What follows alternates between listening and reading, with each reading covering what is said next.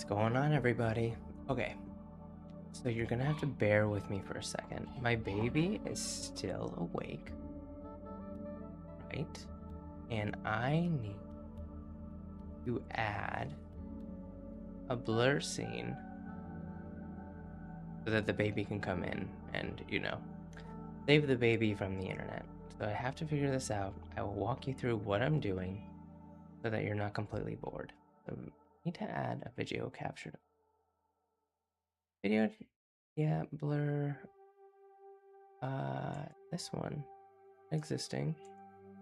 Adding the baby blur here.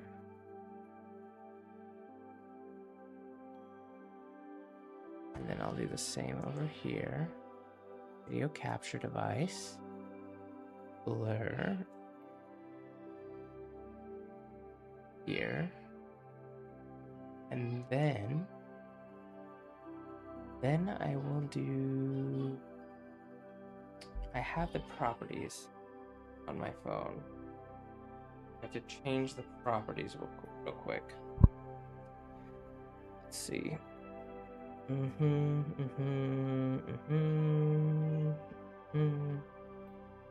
Perfect. Okay. I have to go to properties.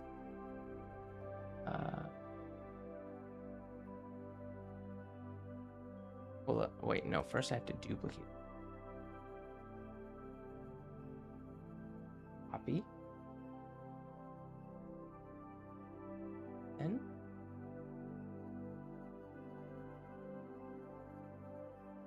well, okay. Now let's just see how it works real quick. So let's just do, I'm gonna leave for a second. Bam. And let's see what this looks like. Okay. Over. It's not too bad. I'm a little shiny, but it's okay. Good enough. I'll fix it later. We'll get started. Edit a person.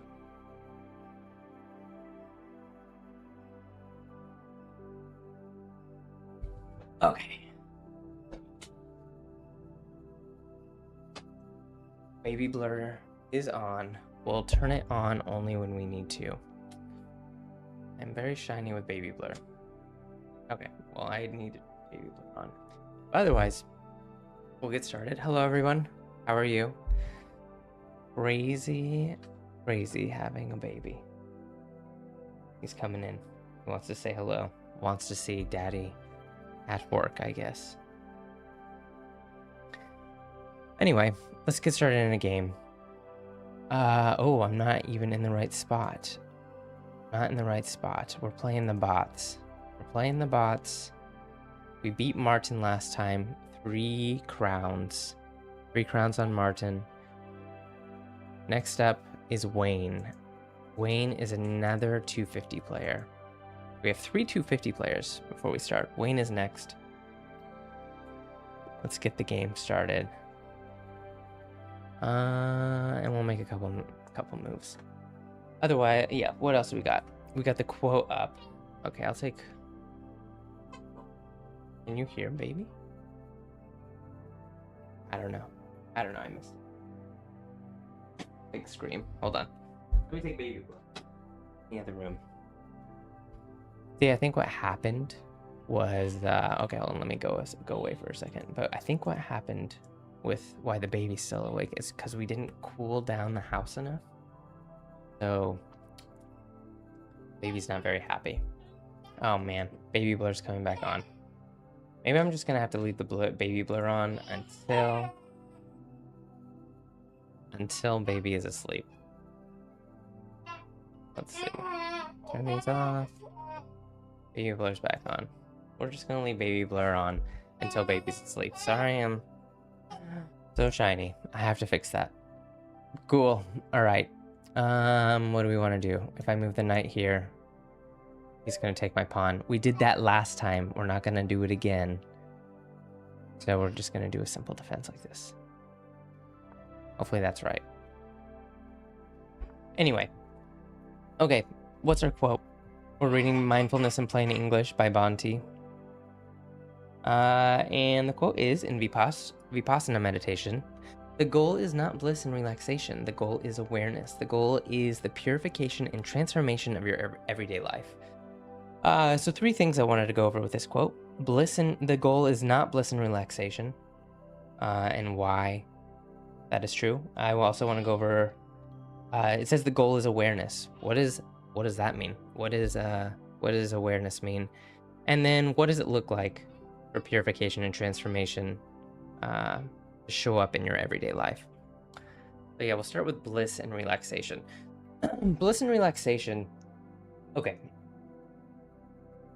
Meditation is not about bliss and relaxation. To me, okay, if I'm gonna sit in silence or lie on the couch in silence, to me, relaxation means just letting my mind wander. I feel like that requires the least amount of energy to just kind of observe your thoughts, kind of think about what you want to think about. I mean, I have a crying baby. It does show up on the microphone. Okay. Anyway, so relaxation. Yeah, if I'm just lying on the couch, that feels like just letting my thoughts wander. And I kind of feel like, I don't know if this is true. I'm gonna make something up, but I feel like it's true. Is that's kind of like how dreams are too. I've heard that like I've heard it say that like meditation is more restful than sleep with dream, because the mind is active. It's kind of thinking in a way. I don't know, because I feel like when I'm letting my mind wander and I'll go into a daydream, I'm super relaxed watching my thoughts, and sometimes they get into like dreamy thoughts. We can, I don't know how loud that baby is.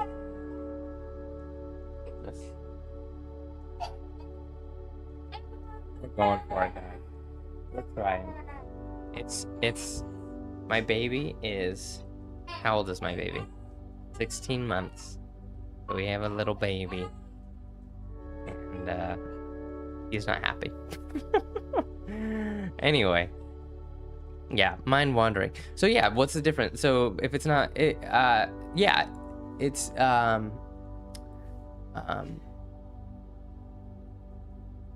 meditation is not bliss and relaxation. So what is it? I think there is definitely an effort and an intensity in correct meditation, because you're actively trying. It's a concentration. Concentration is an effort. It is definitely hard to practice with poor little baby crying. So we're focusing on concentration. It takes. He's so sad. Does he just want to hang out in here? Oh, he just cries. No.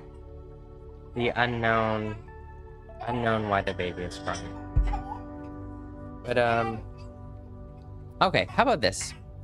We're just gonna pause because it is very hard for me to focus, and we're gonna make a couple moves. So we're making this kind of a chess stream, and I will say little bits about the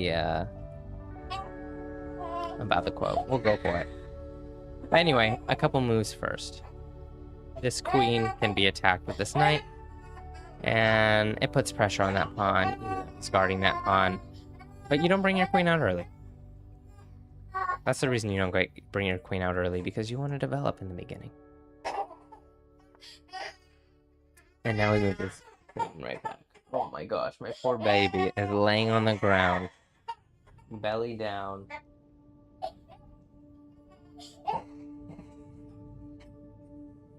Do we want to turn the AC? I'm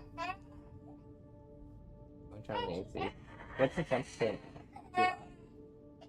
I feel warm.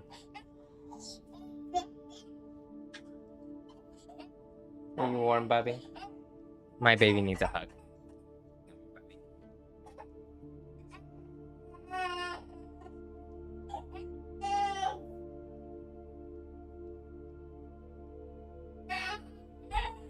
Oh goodness. He will fall asleep soon, and then we will be on to all the quotes. I think this show is going to be extra exciting today. Well, maybe not extra exciting. I'm excited about this stream because I like the quotes. I don't know.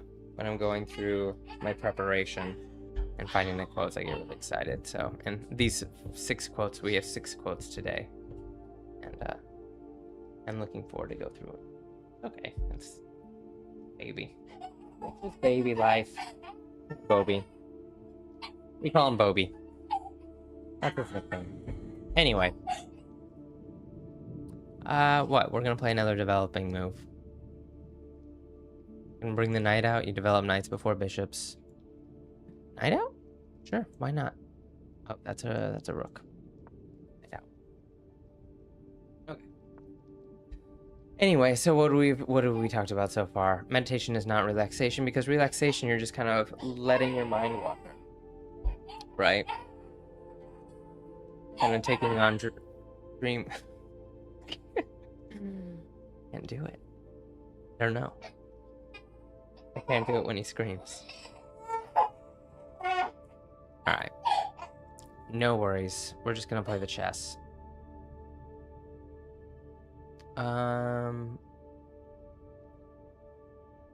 Is anything hanging? I don't think anything's hanging.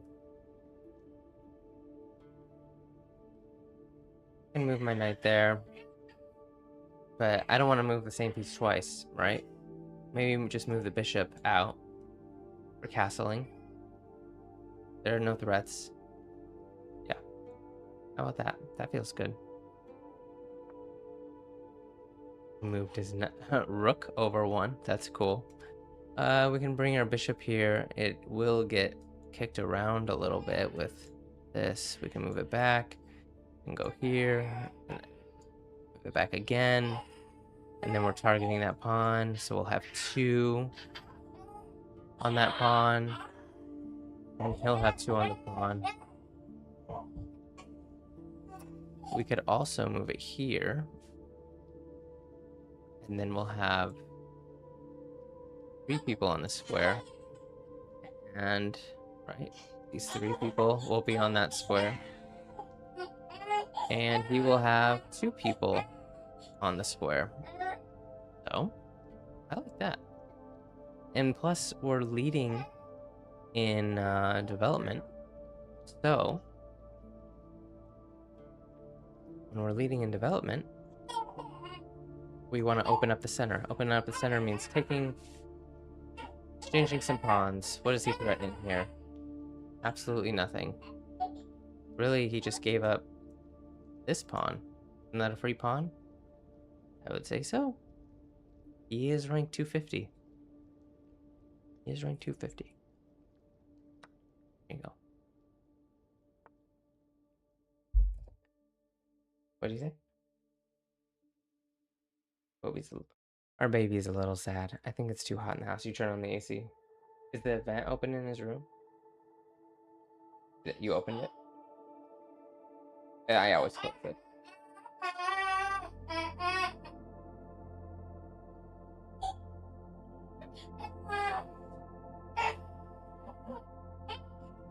I know, he's sad. This room's hot, dude.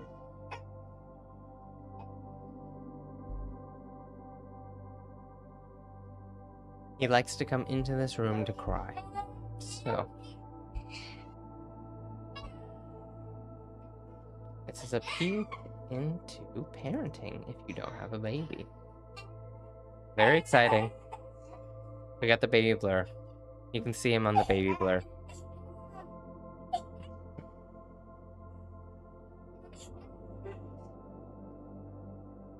Baby blur looks pretty good though, right? I like baby blur. You see some movement going on in the background. I'm kind of like that character in Home Improvement, where you just kind of see the eyes over the fence. Anyway, I guess we'll make another move. I think it's just too hot in our house. We do have an AC, but I mean it cools down really nice here with the temperature. Temperature outside is low 60s. So It's cooling down. But we also did just turn on the AC so we could the house cool down faster. I think we forgot to open the window in his room. What do we got here? I'm +1 pawn. I could take that knight. Because it would double his pawns. It would somehow double his pawns. And if he takes my knight, well, I have no defender of the knight. And I'm already up a pawn. So usually when you're up material, trade material, because we're up a pawn and we can win in that endgame. And now this becomes the target. That is our target right there, and we want to target that. But first we want to finish developing our pieces. He's starting to look a little sleepy, maybe. Starting to calm down. We are going to get into the show very shortly. Minor delay. We're here at 1 a.m. Pacific Standard Time. So, we got 2 hours coming. We just wanted to play a little chess before we got started. That's what's going on here. We might have to play 2 games. Normally when I'm talking about this stuff, you know, book club stuff, I am not able to play. So that's part of the fun. Last stream, I missed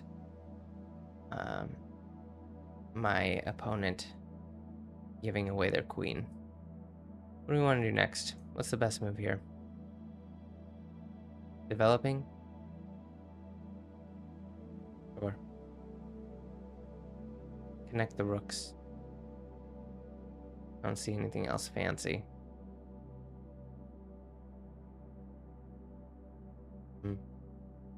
Nope.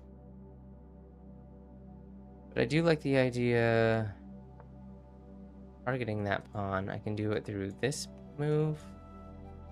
Okay, this is good for us. Probably. Gives us a chance to open up the center. Anyway, he has 2 people on this pawn though. Yep, two people on this pawn. Pew pew. So I don't really want to take. Oh wait, I have 2 people on this pawn. But since it's a tie 2-2. You don't want to do it. I need another person on the pawn. I'm gonna leave it. Could threaten his queen. I have no way to.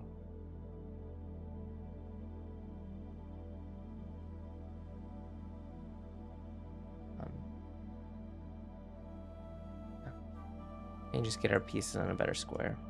Yeah. That seems good. If any of you have just joined, we have the baby blur on. I should write a message in the chat. Here we go. Baby blur is on. Stream. Oh, let me write that. For people who are just joining, wondering why half my face is blurred. My baby is awake. This is baby blur. Baby blur's on. This is the baby blur.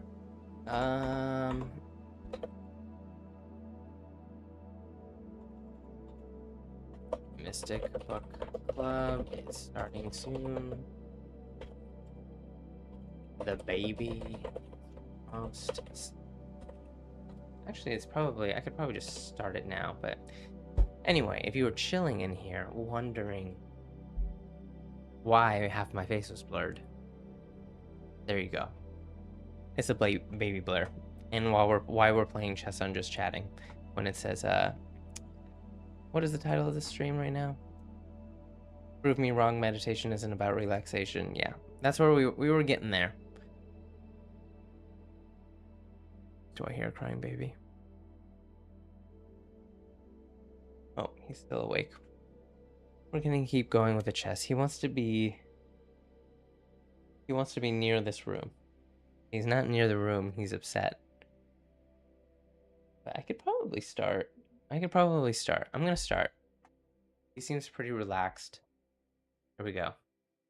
Leaving for a moment. And I am coming back, right? Oh, we're here. Okay, we'll leave the chess game for now. Let's get into the Mystic Book Club content. We're reading Mindfulness in Plain English by Bhante Gunaratana. Say hello if you're in chat. Say hello if you think meditation is about relaxation. We're just going to start from the very beginning because I feel like I got nowhere. The quote is, in Vipassana meditation, the goal is not bliss and relaxation. The goal is awareness. The goal is the purification and transformation of your everyday life. This is a quote from Mindfulness in Plain English. That's the book we're reading. Join the Discord. I will write !Discord in the chat. Why? Yes, it worked. Check it out. Check out the link. We're on chapter 2.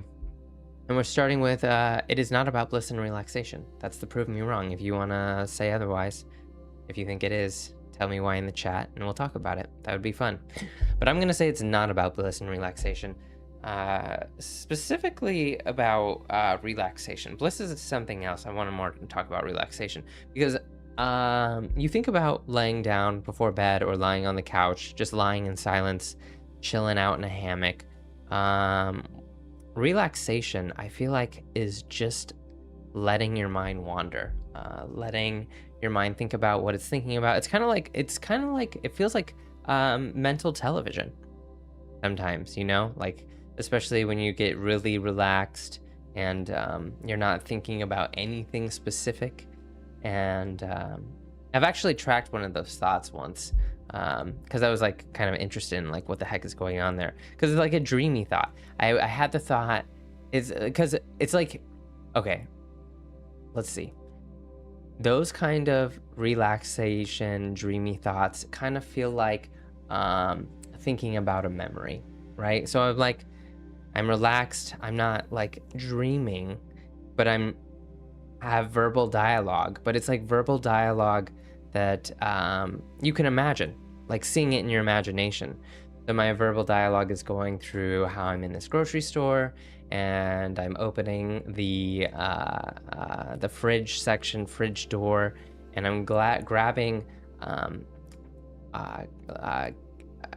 carton of water, and checking the nutrition label because I'm curious how much fat is in the water.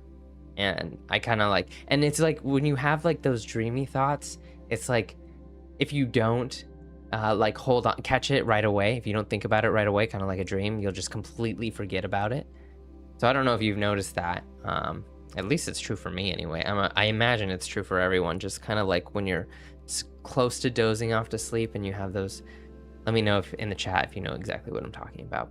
But yeah, so it's not that you're seeing it happen, but it's kind of like seeing, like if you think about seeing a memory, you don't actually see it, but you know, it's in your imagination, that kind of seeing.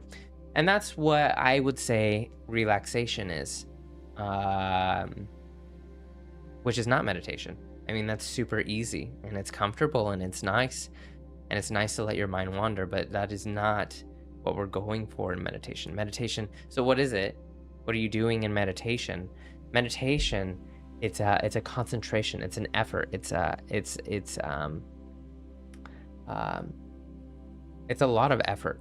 I feel like there's an intensity in your alertness, because without the intensity in your alertness, your mind's going to wander, especially when you get relaxed. Your mind's going to either wander into dreamy thoughts.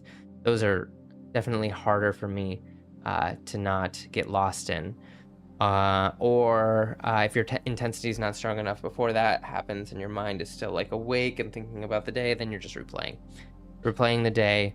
Or if you have something nerve-wracking coming up, you're I don't know, just planning, worrying about what could go wrong, what to-do lists, what you need to do.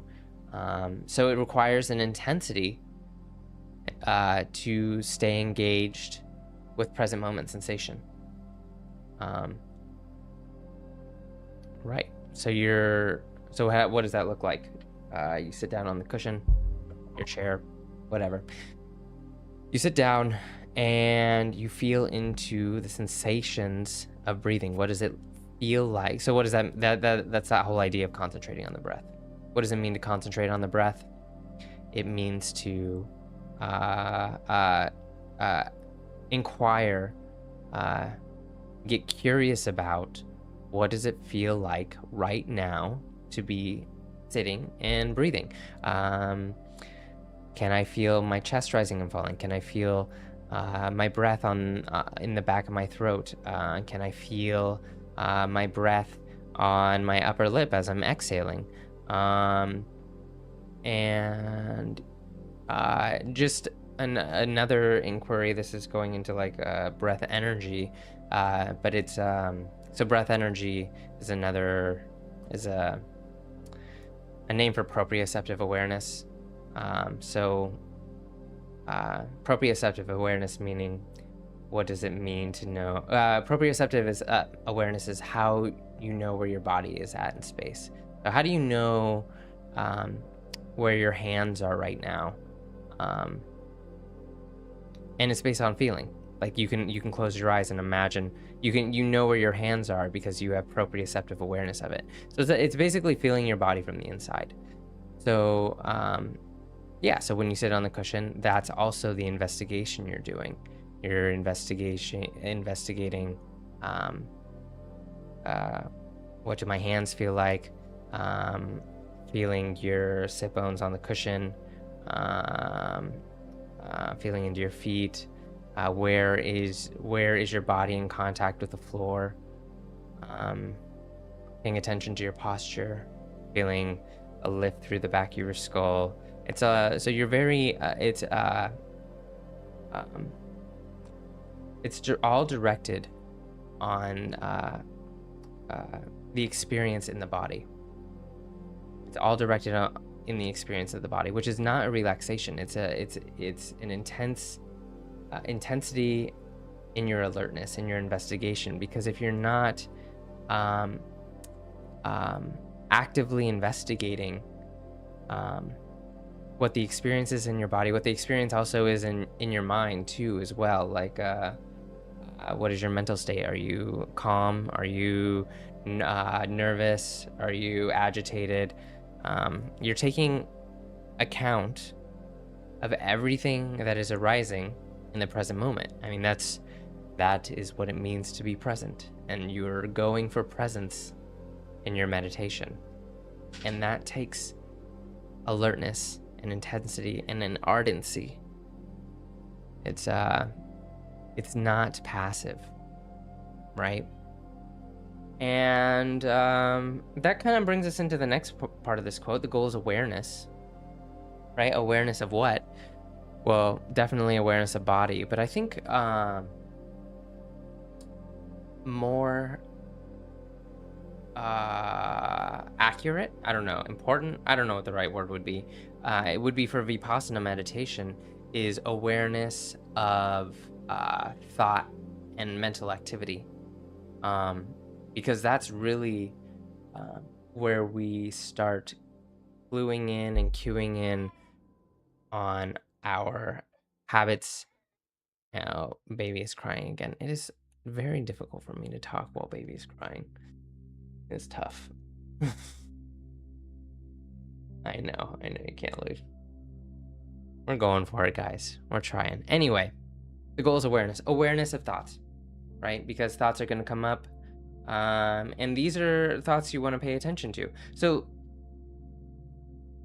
right. So let's just detail what this looks like.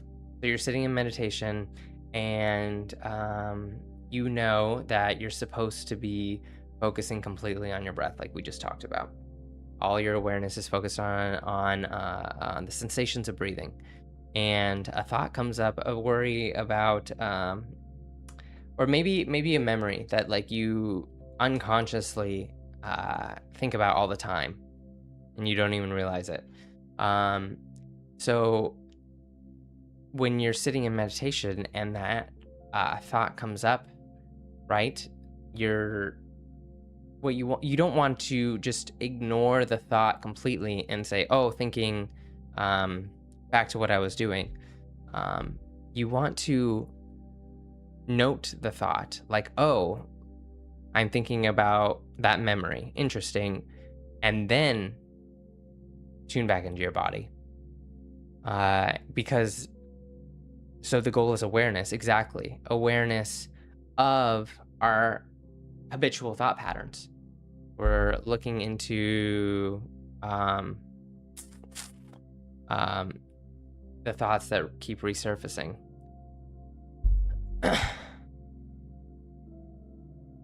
It's very difficult with baby here. Sorry. Thank you. Anyway. Oh, goodness. He's crying again. He needs to be right next to the door, and it is slightly distracting. I keep getting so thrown off my game.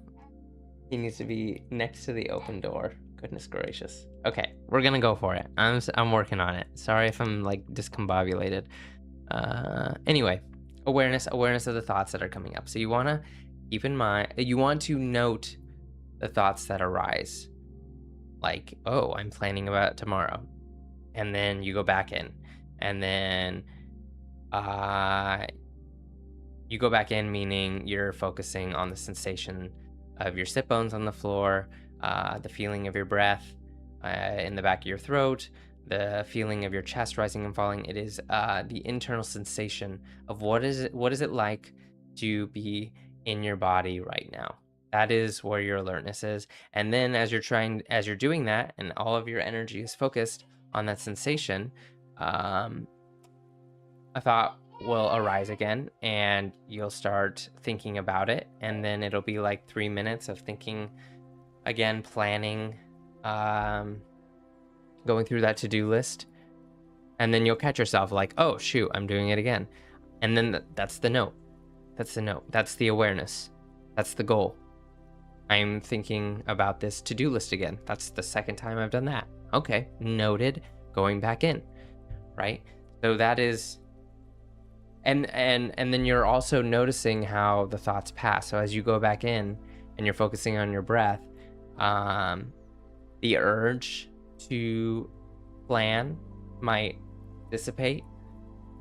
And that's that idea of like, thoughts are clouds in the sky and they just kind of move through. Anyway, we'll get to that later if it comes up again. But yeah, that is the goal. The goal is awareness. Awareness meaning note the thoughts that come up in your meditation. And then last part of this quote, the goal is purification and transformation of your everyday life. Right. So we should go back one. Goal is awareness. So let's say something you think about often is a promotion you want at work, right?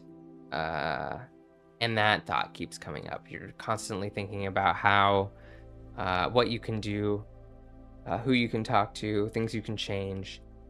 And when you have an intense desire for something,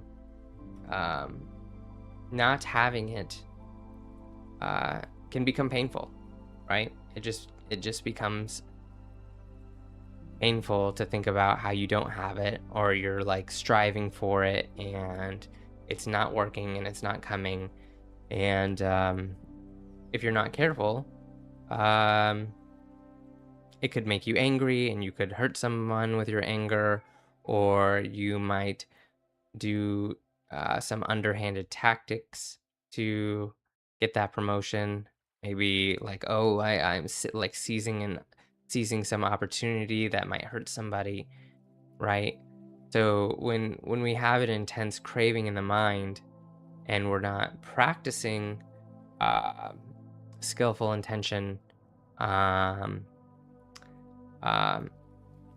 we might do something that causes someone harm. And we do something that causes someone harm because we have fed that desire in our mind for that promotion. And as we feed that desire with our thinking, we feed that desire through our thinking. So I want the promotion, and I think about it constantly. The more I think about it, the more I feed that desire in myself for the promotion, right? And the stronger that desire gets, the more likely I am to act in an unskillful way to, get what I want. So, in meditation, we are practicing awareness, and we notice, oh my gosh, I'm thinking about that promotion again. Noted, back to breath energy. And this puts us into a segue on why. Well, it doesn't really. It's not a segue at all. So so why does that lead to purification and transformation? So every desire in our mind, you can think of it as a member, like a different part of yourself. There's the part of you. So that part of yourself wants the promotion, right? That part of yourself wants the promotion. So you have the thought, I want that promotion, and then you start thinking about all the ways that you can get it, and all the opportunities. You're looking at all the opportunities. You're looking at all of the obstacles in your way and how you can solve those problems. You're thinking about it constantly, which is good to think about that stuff, because you want the promotion. There's nothing wrong with that. But I think we all know that it can get incessant and unproductive, especially when we're angry and bitter about why we don't have it yet. I don't know. Just something you want that you don't have. Every single thing that you want that you don't have is another part of yourself. There's the part of you that wants the promotion. There's the part of you that wants to get a new car. There's the part of you that wants to get better at chess, right? There's just all those. Each desire is like a different member in your mind, a different part of yourself. And when you constantly think about what you want, that makes that part of yourself stronger. And when it's stronger and you don't get what you want, it becomes more irritated. So, and that should make sense. You're thinking about your promotion all the time, and you think you're gonna get it, and it still doesn't happen. And then you gripe and complain in your mind, like, I should have gotten it this time. How come they deserved it? Well, and then it just makes you angry, right? It's like, it just,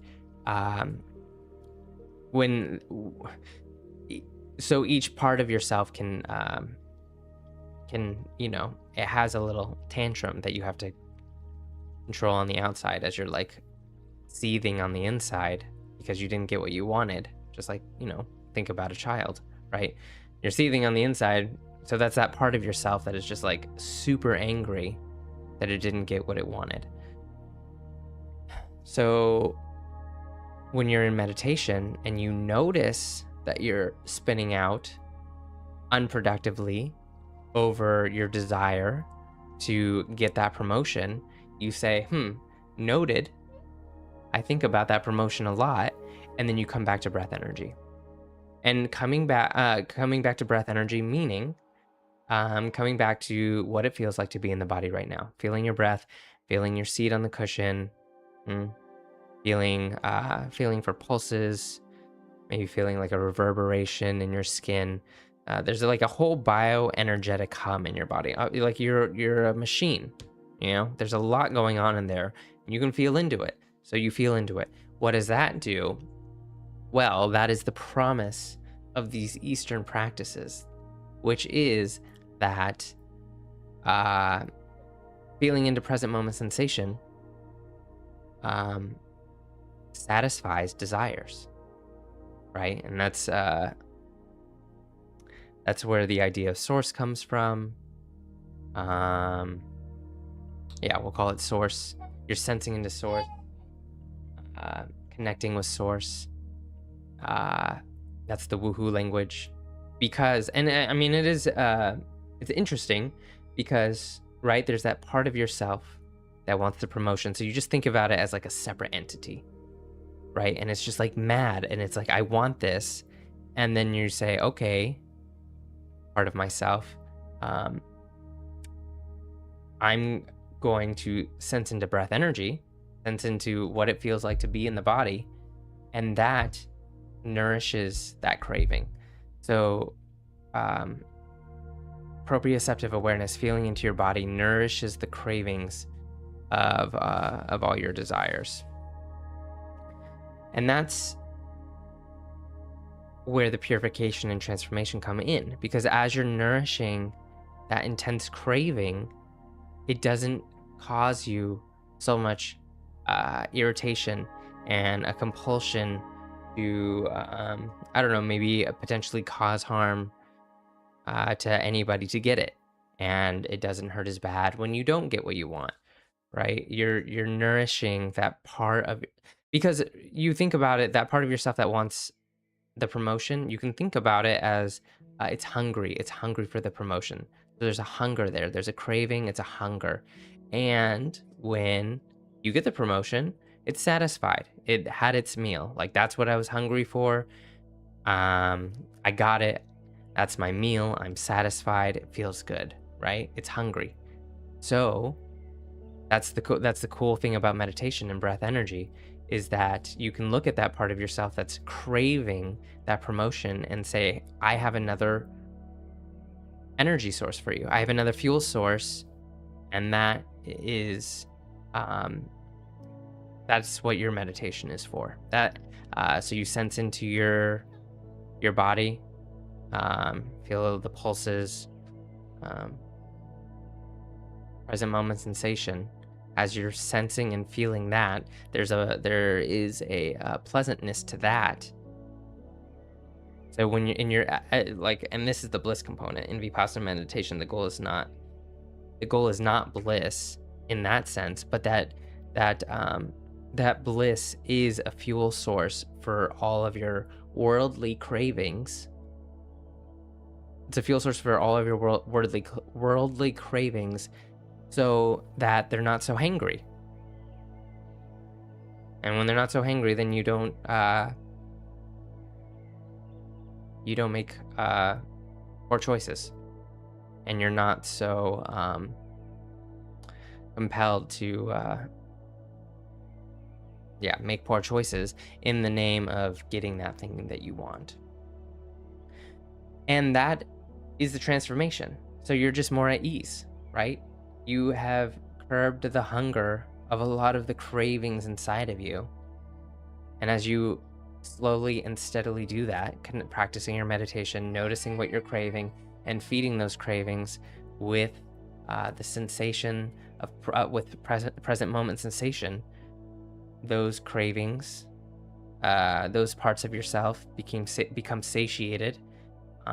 They say, okay, this is good enough. That's the promise of these Eastern practices.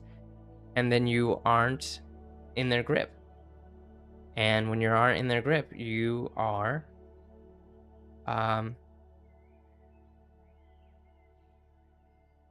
you're not so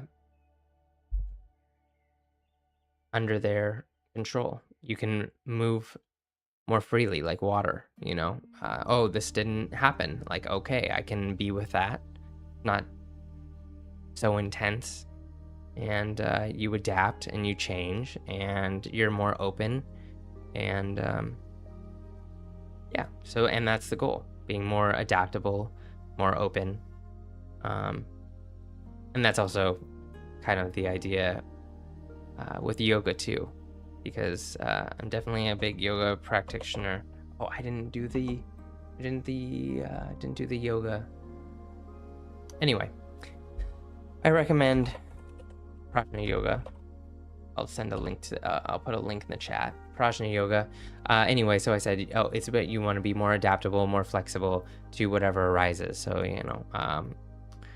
body and mind go together. So it's kind of that idea too. There's that, but yoga mainly is also about proprioceptive awareness, sensing into present moment sensation, because you're in the pose and it's bringing your mind into your body. If you have a good instructor who's cueing the poses correctly, they tell you in Warrior to externally rotate the front leg, lift the kneecap of the back leg, lift the quad, lift up through the back of your skull. So it's a very, it's all about interoception, and interoception is the fuel source for all craving. So it's teaching you how to sense inside. But yeah, purification and transformation of your everyday life. It's all about feeding those intense cravings that you're having, so that they're not so hangry. And when they're not so hangry, you're more adaptable and flexible. Right. Okay, I'm gonna make a couple more moves. See if I want to say anything else about this, but I think we're doing pretty good on this first quote. I hope that's helpful. Does anyone here, would anyone here like to share a desire they're hangry about? Definitely. Let me think of one. What am I hangry about? Well, let me make a move. I think I like this. Why not? It puts it on a more active square. Really targeting this. Isn't that just a free pawn? Yes.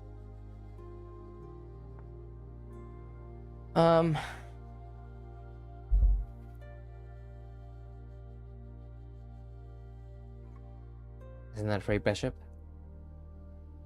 Yes. So Wayne is blundering all of his pieces. And we don't mind. Because look at this. Maybe I want to open up. Oh my gosh, you just blundered. These 250s are pretty... They don't know how to play chess. No, I can't live without my queen, Wayne says.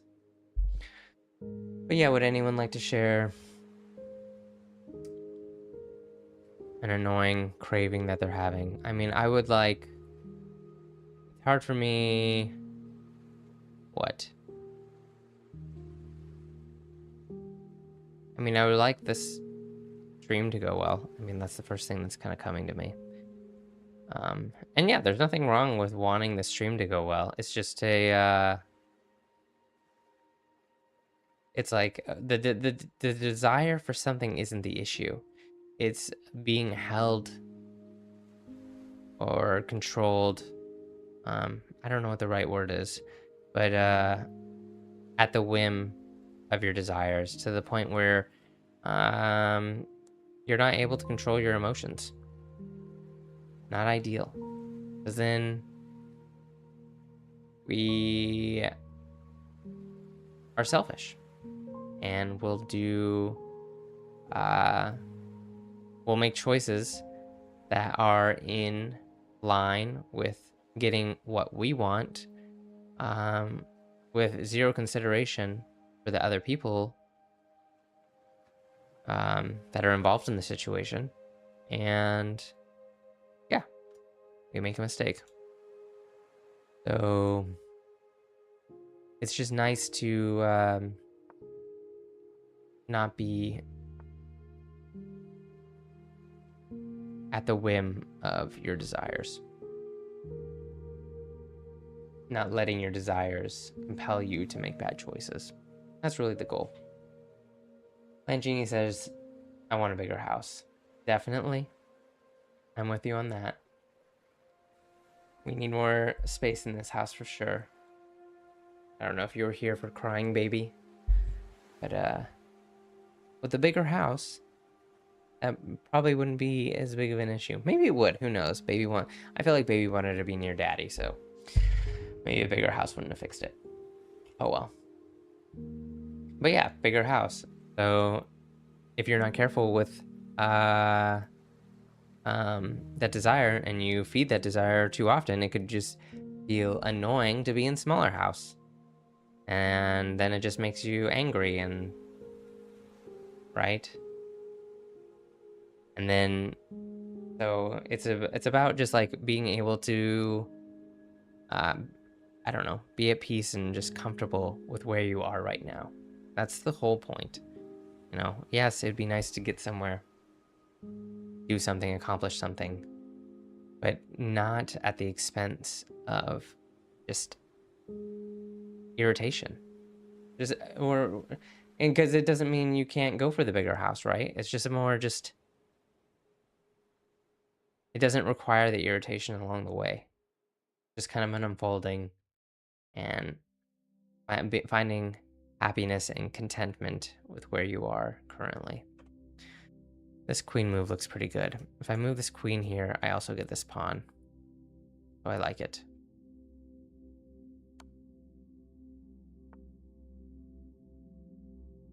Is there a better move?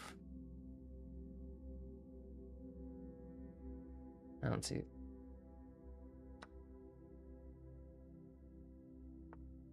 Let's go on to the next quote. Close this quote. Beep, beep. Quote 2. What do we got here? Quote 2. Meditation. And if you're just joining, this is the Mystic Book Club. We're reading mindfulness and... Oh my goodness. I have a baby. Baby is still not asleep. It is 11:30 PST.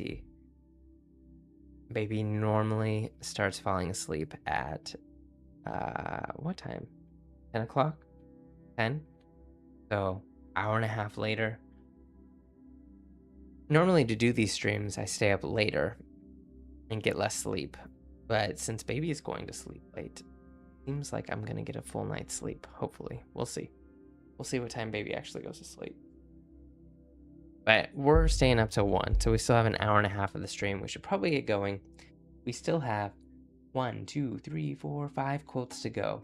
But anyway, if you're just joining, meditation. This is Mystic Book Club. We're going over quotes from Chapter 2 of Mindfulness in Plain English by Bhante Gunaratana. Let me know if you've read it. The popular one.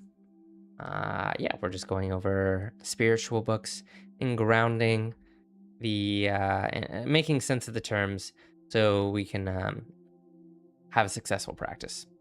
Cool. So meditation deals with the level of consciousness.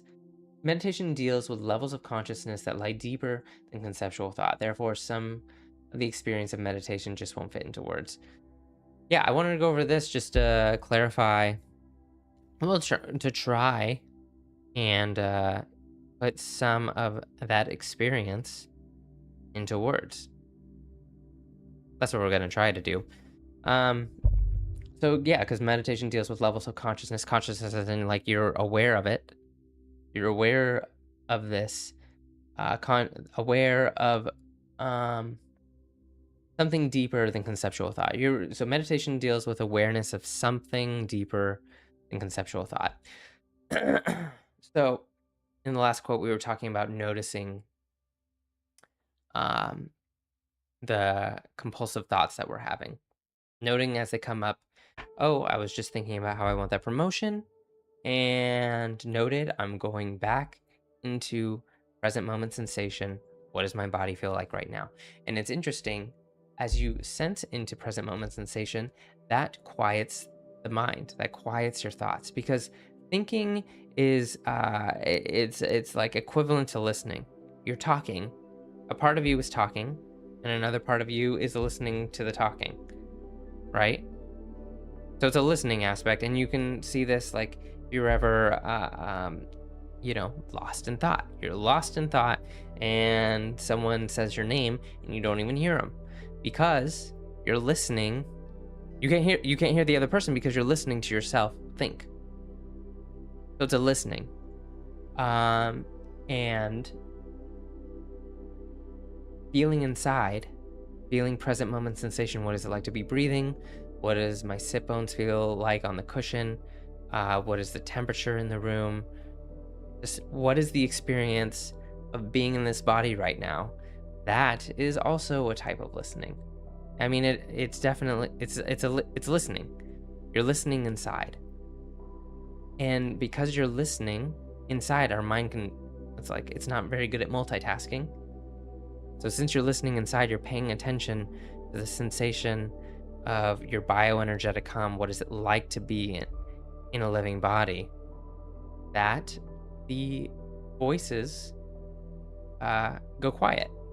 That's the best way to quiet the mind, quiet the chatter in the mind, is tune into sense experience. A really great one too is literally just listening. Um, yeah, like a deep listening. I like the quote.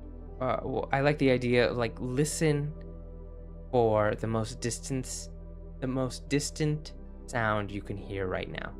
So that'll just immediately tap you into the alertness, right? You have to, like, really quiet down. You have to concentrate. What is the most distant sound that I can hear right now? Right? And listening, that listening quiets those other senses of self you have in your mind. Those that the chattering voice, the chattering about something that a part of yourself wants, right? So we went over this a little bit in the last quote, but if you're just joining, I'll do a quick overview. Every desire you have is like a sense of self. So you're thinking about a promotion you want, that's a sense of self. When you're thinking about that promotion, that part of yourself has the floor and it's talking. And as we said just now, you're listening to that part of yourself talk. And there's a part of yourself that, as Plain Cheating said, I want a bigger house. I want a new computer. I want a new car. Every desire is a different member of your mind, a different entity in your mind, and they all, when they have the floor, you can just listen to them talking. Where am I going with this? Right. Conceptual thought. And that's the conceptual thought. Meditation deals with levels of consciousness that lie deeper than the conceptual thought. So when the members are talking, that is your conceptual thought. So what is what you can be aware of that's deeper than the conceptual thought? Well, we just went over it. It's when you listen for that distant sound, those thoughts go quiet. And what is there? What is there is awareness. And that's like the mystical, it's the unconditioned mind, it's awareness, it's source, right? The woohoo language. But that's what we're trying to connect to. And what I want to highlight here is that it's not fancy. I've heard multiple teachers, because it can, like, there's a lot of what I guess woohoo language that is like fancy, but a lot of the teachers that I've listened to, I mean, they talk about how it's not satisfying. It doesn't satisfy the ego because the ego isn't around to hear it. I love that quote. And what does that mean? The ego isn't around to hear it. Each member of your committee is like a different sense of self, so each one of those is its own ego. But as we said, if you listen deeply to the furthest sound you can hear, if you lean into a deep listening, lean into your five senses, that quiets the voices. So it quiets the ego. So there is no ego around to hear it. It's just an awareness in and of itself. So it's not very satisfying. And yeah, if you practice yoga, if you practice meditation, each time you come into present moment experience, that is the deeper level of consciousness. Like, as you feel into your body, as you deeply listen to the sensation of your bioenergetic hum, that is an awareness, consciousness meaning awareness, a level of awareness that is deeper than the chatter going on in your thoughts, the chatter going on around in your head. Yeah, and that is the experience that I'm attempting to put into words. But I mainly want to just talk. Yeah, it's not super mystical, right? It is just the space between your thoughts. It is, but what is mystical about it, and why it gets that whole idea of that it's source or love, because as we were talking about earlier, that part of you that really wants that promotion, you sent into present moment experience, and that part of yourself that is hungry for the promotion is nourished by present moment experience. It's nourished by the awareness. And so this is just, I mean, you don't have to take my word for it. You can practice it yourself. Sitting in meditation, noticing what parts of yourself are super loud and hungry for something, and acknowledging that part of yourself. Oh, I see you, part of me that wants the promotion.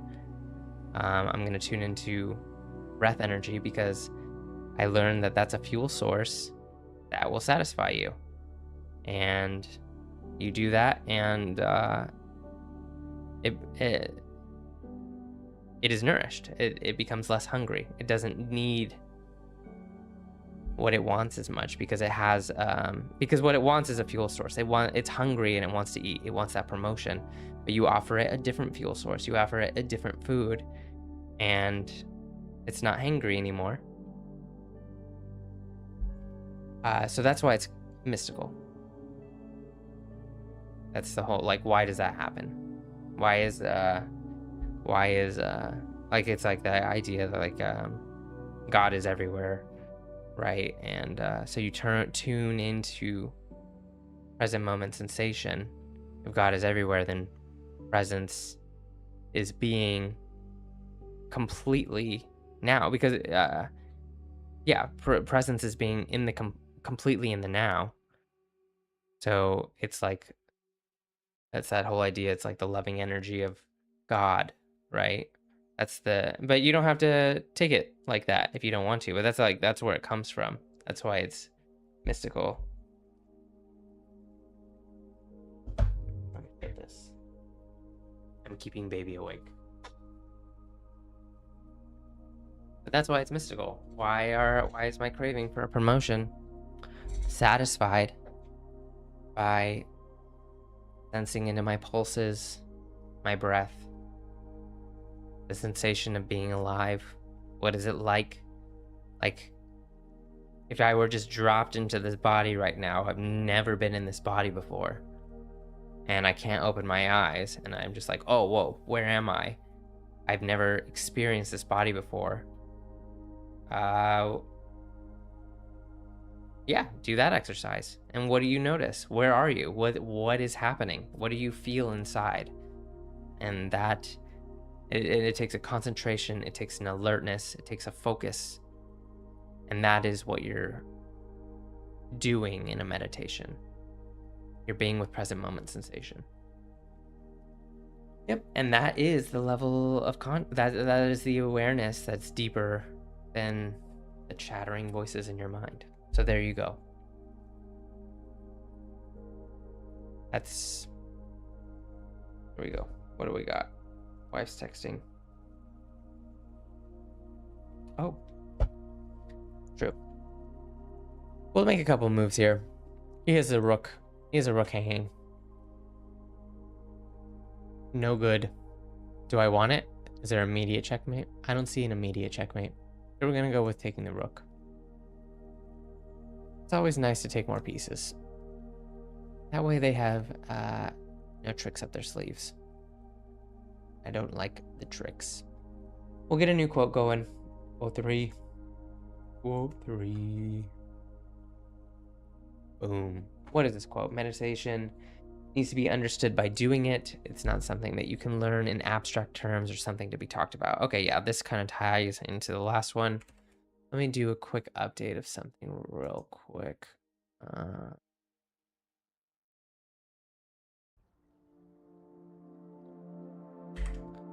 Let's see. Updating the title. I'm changing my titles to match the quote we're working on. Boom. Right? So meditation needs to be understood by doing it. It is not something you can learn from abstract terms. So we were talking about that conscious. So I would say, so we were talking about source and sensing into source. So I would change this quote to say like, or another name for source is unconditioned mind. Unconditioned mind meaning the parts of yourself, your thoughts are quiet. It's a space between your thoughts. So we're calling that unconditioned mind. Unconditioned mind needs to be understood by doing it. It is not something you can learn in abstract terms or something to be talked about. We're talking about it. But it's true because I can talk about it. But it's true that it needs to be understood by experiencing it. And I think I wanted to bring this in because I feel like it's helpful to talk about it because it sets an intention for your meditation. Because without an intention in your meditation, like we talked about with the first quote, is you sit down, you don't know what you're supposed to do, and you're just kind of, I mean, you could just go into relaxed thinking and have no idea what you're trying to accomplish. So I think by giving your intention, by talking about it, we give meditation intention. What is the intention? It's to sense and feel inside. What is the experience of being alive in the body right now? What is the sensation of being alive in a body right now? What does that feel like? And that's an alertness, that is an inquiry, that is an investigation. If you were just dropped into this body right now, what does it feel like? Right? So, so the unconditioned mind needs to be understood by doing it. Exactly. As I said that, and if you took a moment to just sense inside, you are doing it. You're sensing into unconditioned mind. And it's not something you can learn about because it can't be talked about. It can't be talked about because it is awareness itself, which means you can't put it into language, except it's the space between thoughts. But then it can just feel like it's so fancy, like, oh, you can't talk about it directly. And it's true, you can't.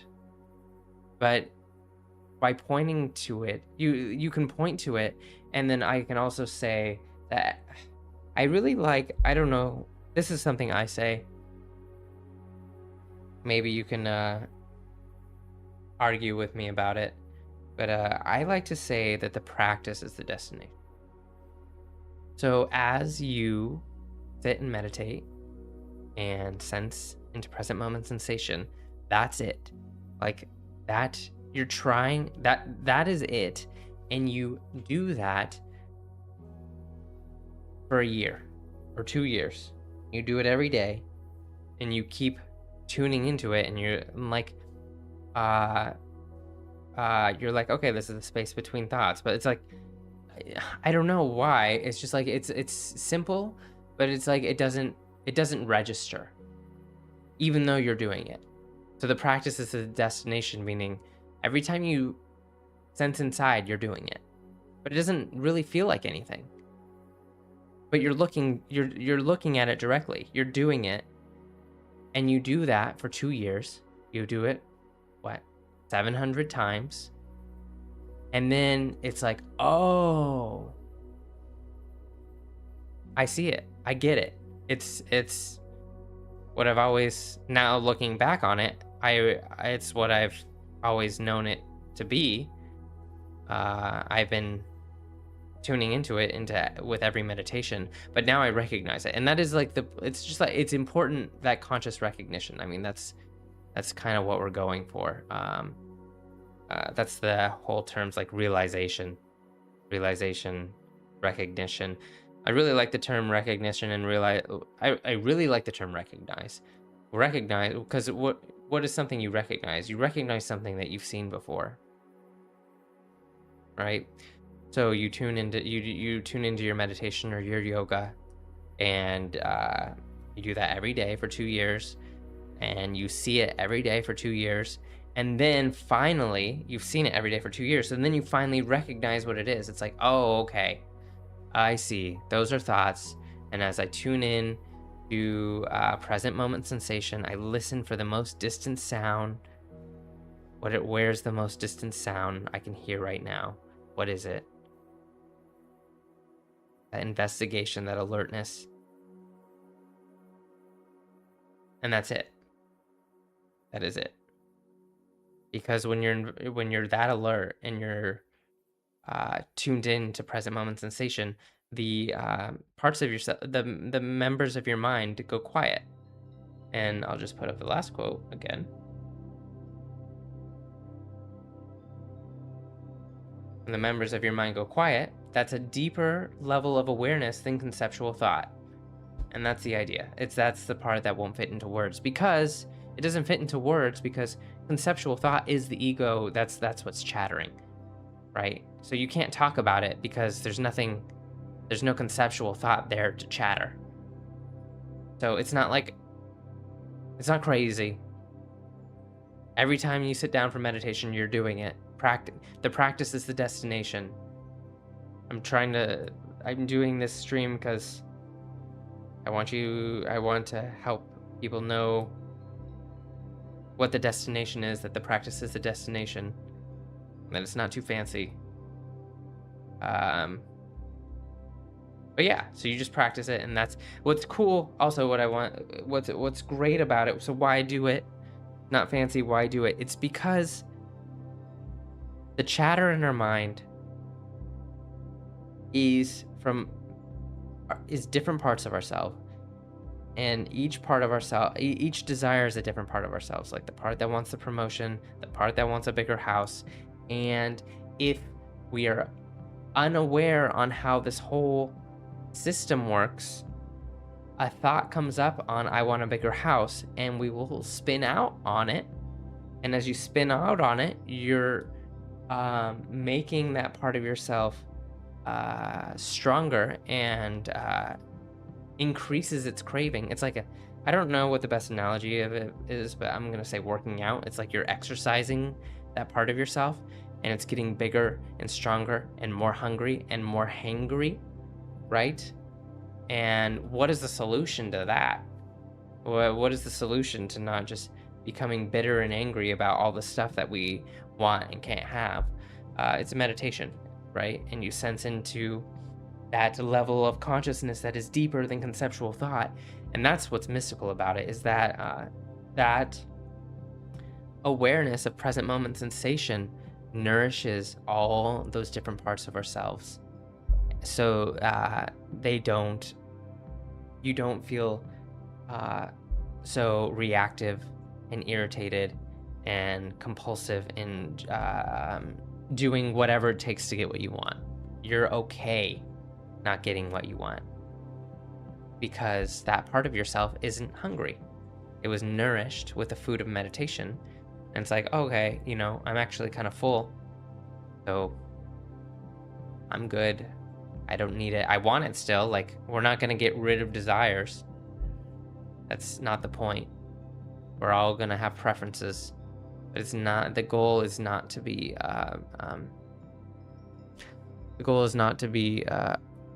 ruled by your preferences. You don't want to lose control and cause people harm. Because then when you start causing people harm, I don't know, life just gets worse. There's an effect to that. I think we'll get into that later, like the effects of causing people harm, because that's also the point of meditation. As we notice, like in quote one, we'll go back to quote one. Boom, boom, boom. Rewinding, rewinding. Quote one. Why do we meditate? The goal is awareness. Awareness of what? Awareness of action. Awareness of the effects of our actions. So we do, in Buddhism, they have the precepts, the 5 lay precepts.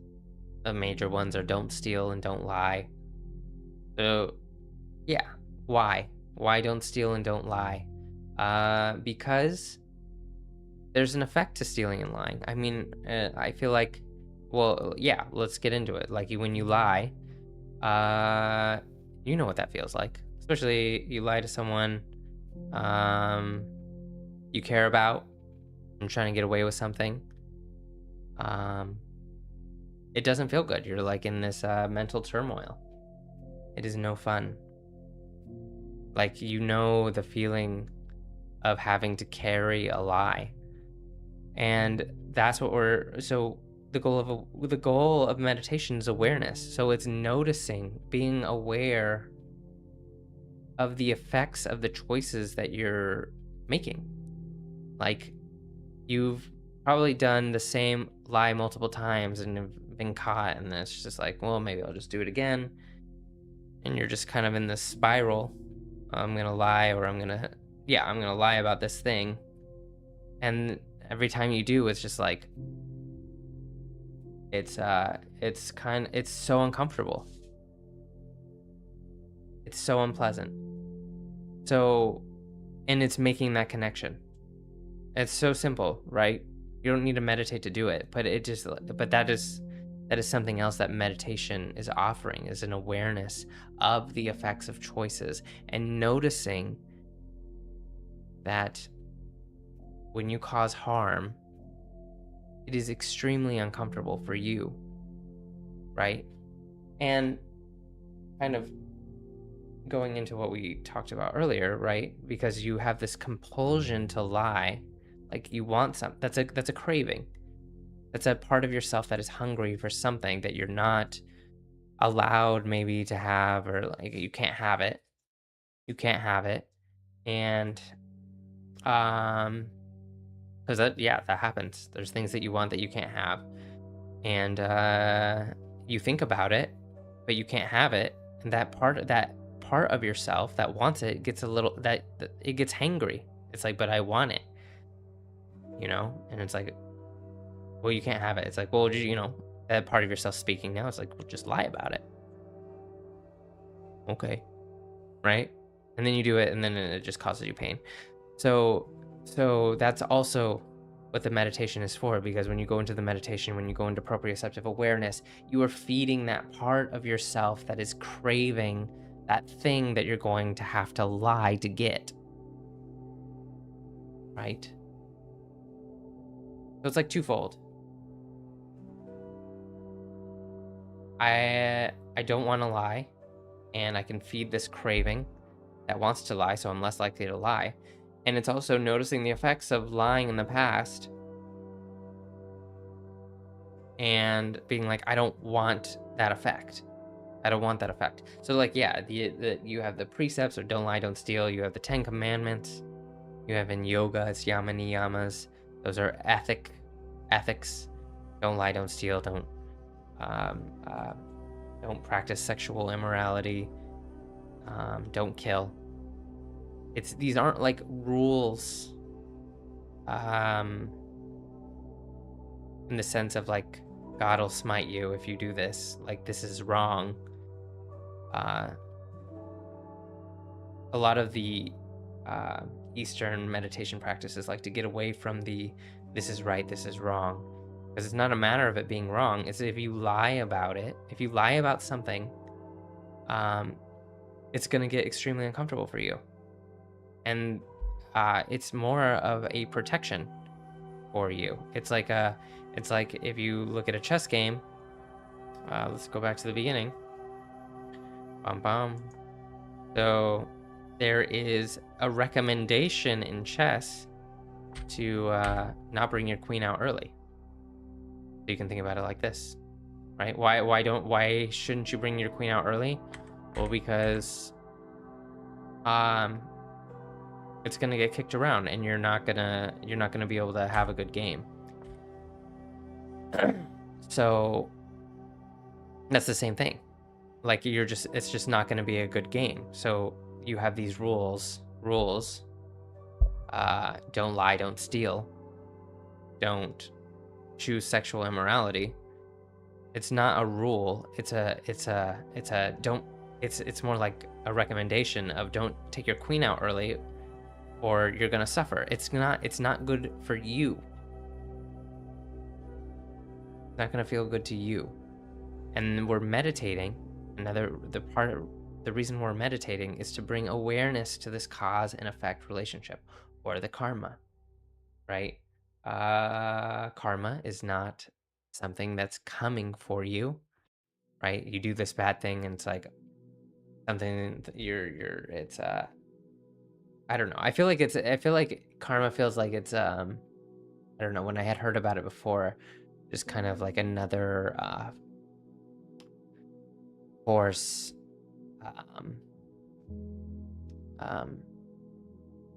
I don't know, giving you what you deserve. But it's more of a noticing, an awareness of the way reality works. It's like noticing, like, chess came out, right? And people brought their queen out early. And then they did that 20 times and they're like, this kind of sucks to take your queen out early. I think you're not supposed to do that, because every time you do, it sucks. So it's more of a recognition of how things work. So don't lie, don't steal. It's a recognition, and you can just practice that. It's like, who do you care about most? Don't lie to that person. Make that your practice, and bring in meditation, because whatever you want to lie about, you can nourish that craving through present moment experience. Present moment experience meaning, what does it feel like to be in your body right now? What does it feel like to be alive? What is the experience of being in a living body? What is checking in with your bioenergetic hum? Can you feel your pulses? Can you feel your why can't I think? Intestines moving. I couldn't think of stomach stuff. Yeah, feel it, your digestive system working. Circulation. You can pay attention to temperature, your skin, moisture levels, just what is and sounds around you. What is the experience of being just dropped into this body right now, and your eyes are closed? Like, what is here? And it's an investigation into what is here. And that investigation, that sensation of present moment experience, satisfies the craving, satisfies any craving. So whatever you want it to lie about something because you're craving something. Okay? So you meditate and you're like, oh, look, I notice I'm craving that thing. Let me return to present moment experience. And you're slowly and steadily nourishing that craving so that it doesn't have to control your life. Right? And then, but it's a slow and steady process. And you are also aware of just like, hey, I don't want to lie because it makes me miserable. I've done it like 5 times. I'm so done with this pattern of taking my queen out early. I'm not going to do it anymore. Also recognizing the pattern and just making an intention. And you recognize patterns through awareness, right? If you're constantly just jabbering, your thoughts are just jabbering all day, you're not going to pick up on patterns. So as we quiet those thoughts, you notice more patterns. But these are big patterns. You can have a pretty noisy mind and recognize the pattern of how much stress it causes you to lie. So you just kind of, start there. Yeah, starting with that awareness. And so, yeah, awareness of choices, your karma, and awareness of just the thoughts themselves. All right, let's make a couple more moves. Where are we? Way up here. We're winning. That's fun. We're playing Wayne. He's a level 250. I just put on some chess to, I don't know, make the stream a little more interesting for pauses, because I have pauses between quotes. I didn't get any water. I made it need to get some water. I'm gonna BRB. I have a BRB screen. So we'll BRB. I'll be back in like literally 30 seconds, so don't go anywhere. I need some water.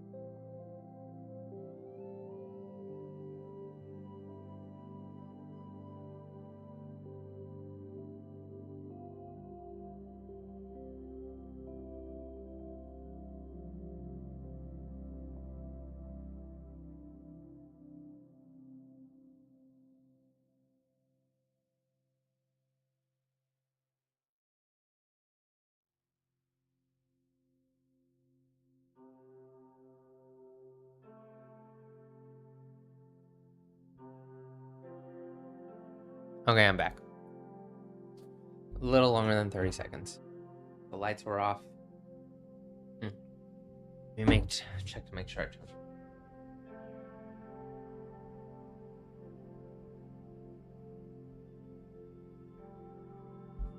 The lights were off. I was trying to find my water bottle with the lights off for some reason when I could just turn the lights on, but I had to shut a door. Anyway, baby stuff, right? If you're just joining, you didn't know I have a baby. He's a year and 4 months. He was crying at the beginning of the stream. It was an adventure. If you were here for it, say hey in the chat. Awesome. Join the Discord, by the way. We're doing a Mystic book club. We're going over Mindfulness in Plain English by Bhante Garuatana. We just started.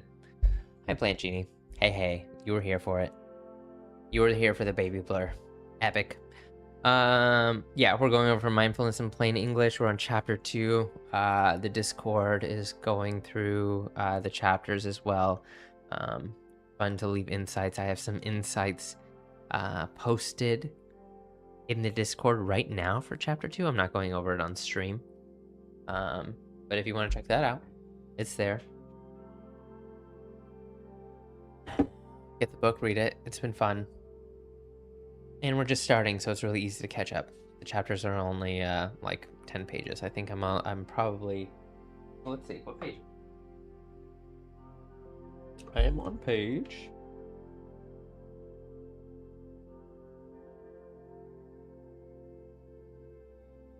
23. So we're just getting into it. Anyway, next quote. Where are we at? Should I put the quote up before? Oh well, is this the right one? I don't know. Let's see. The person who waits to become totally moral before he begins to meditate is waiting. Yeah, we haven't gone over that one. Like this one, meditation needs to be understood by doing it. Okay. Here we go. Next quote. Person who waits to become totally moral before he begins to meditate is waiting for the situation that'll never arise. Okay, yes, we'll definitely talk about that. And I think we've kind of mentioned it a little bit. What does this mean? Waits to become totally moral before he begins to meditate is waiting for a situation that will never arise. So I think we did just talk about this because we were talking about, here we go. Quote 1. The goal is awareness. Quote 1. The goal is awareness. Yep. Oh, I didn't change the quote 1 on that one. Anyway, you could see it. The goal is awareness. Awareness of what? Awareness of what? The cause and effects of our actions. The person, so it's saying the person who waits to become totally moral before he begins to meditate is waiting for a situation that'll never arise. I think he's saying that because we need some amount of awareness to notice the cause and effect of relationship of our poor choices. Because if we don't clue into that at all, we don't clue into our poor choices. Well, if we don't clue into the effects of our poor choices, then why? I mean, what is going to encourage you to change? The morality. I mean, he said a really cool thing about morality. It's just that, because you can think about like different stages of morality. He talks about this in the book, stages of morality. Like we talked about the Buddhist meditation Buddhism tells you to don't steal, don't lie. You have 10 commandments. You have yoga, yama niyama. Like you have people telling you what to do, and you can just do those things because someone told you to do it, and like, oh, I'm supposed to not do these things, and that's a type of morality. But what's a deeper morality is through noticing the effects of making bad choices, like lying. You lie, it causes a whole bunch of stress to the point, and you just recognize that connection, and you're like, I'm not gonna do it anymore. Whatever I want, it's not like it's not worth this. I see the effect. It happens every single time. It's the same sensation. I have fire burning under my skin. I hate this. So you don't do it anymore.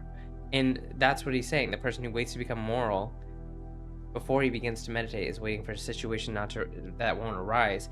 Meaning, meditation is awareness, and noticing the effects of your choices is what noticing the effects of your choices and through noticing the effects of your choices, not wanting to cause other people harm, is, I guess, the solution for true morality. It's messing up, noticing the effects, using meditation to improve your awareness so that you do notice the effects, right? So it's not the other point I'm trying to make is that meditation does not make you more moral. Give me 1 second. I'm updating the title for this quote. Virtue is a side effect. That's the next title. Update all. Virtue is a side effect. In other words, meditation. Make sure it updates. Yes, it does. Meditation doesn't make you moral. That's not the point. Quote 1. Back to quote 1. Boom, boom, boom, boom. What is the point of a meditation? The goal of meditation is awareness. It's not morality. Morality is an effect. Meditation doesn't make you more moral. It makes you aware of the cause and effect relationship of your choices. Noticing that, realizing it's like chess. If if you weren't here earlier, I'm gonna go over the chess analogy again. Let's just say chess came out for the first time. People are trying to figure it out, right? And they have their strongest piece, the queen, and they're like, I'm gonna use my queen and I'm gonna win. So first few moves, they're just like, move number 2, queen coming out, let's checkmate this king. And then, you get kicked around, and you do that 20 times. You suffer the consequences of doing something wrong. And you suffer the consequences of doing something wrong. And then you just make that connection. You make the connection like, oh, I don't want to do this. And that's what morality is. It's noticing the connection between choices, between poor choices and how the effects are awful effects. And they have recommendations: don't kill, don't lie, don't steal, don't practice sexual immorality. Those are the big ones. Yeah.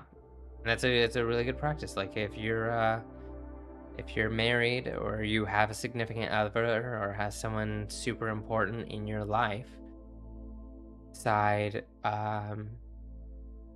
make the intention of, I'm not gonna cause this person harm. And how do you cause harm? Lying, stealing, don't kill, right? Sexual immorality.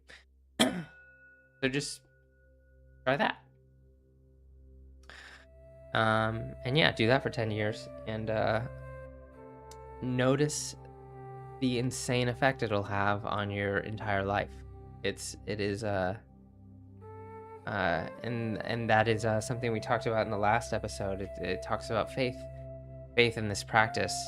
It's not a matter of someone telling you what to do and just being like, oh, I believe in this because I've decided I believe in it. It's more of a working hypothesis. It's like, okay, right, this is true. I lie, cheat, and steal, and it stresses me out completely. That's true. I do it because I think it'll make me happier. I mean, that is why we lie, cheat, and steal, right? Because it's like we want something, and that thing should make us happy, so we go by other means, harmful means, to get what we want, to be happy. It's all in the name of happiness.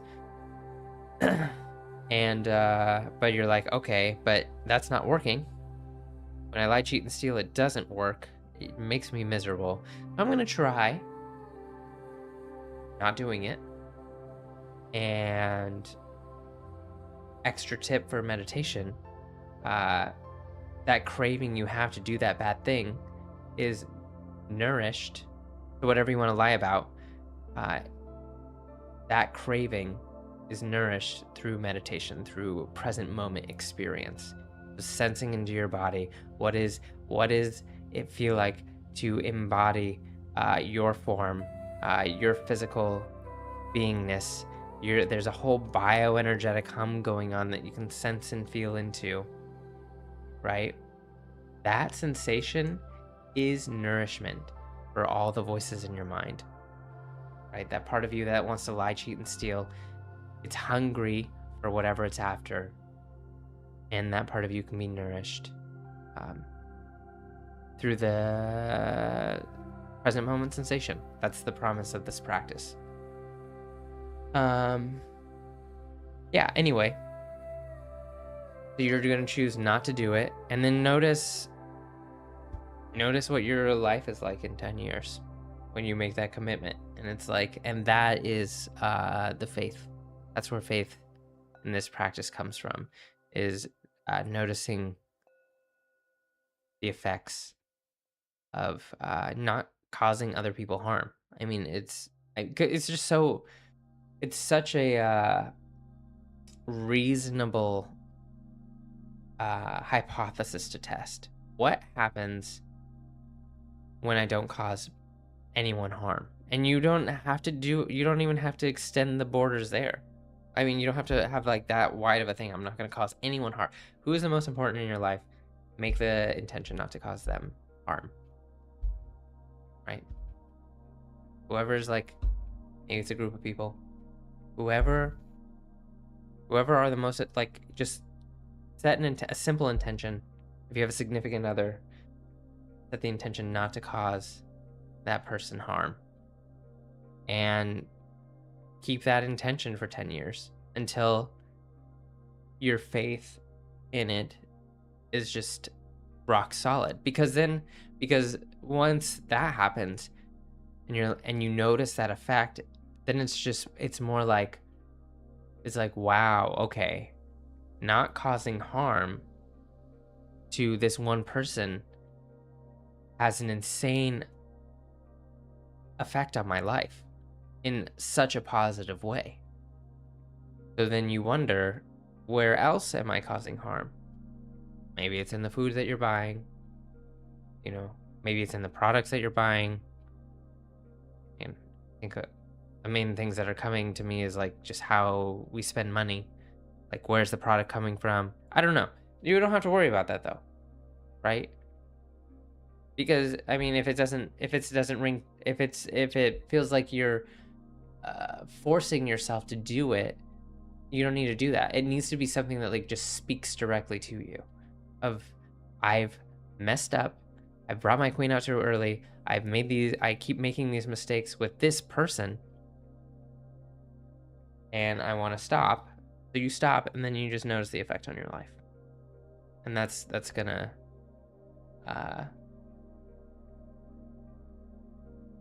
deepen your faith in not causing harm.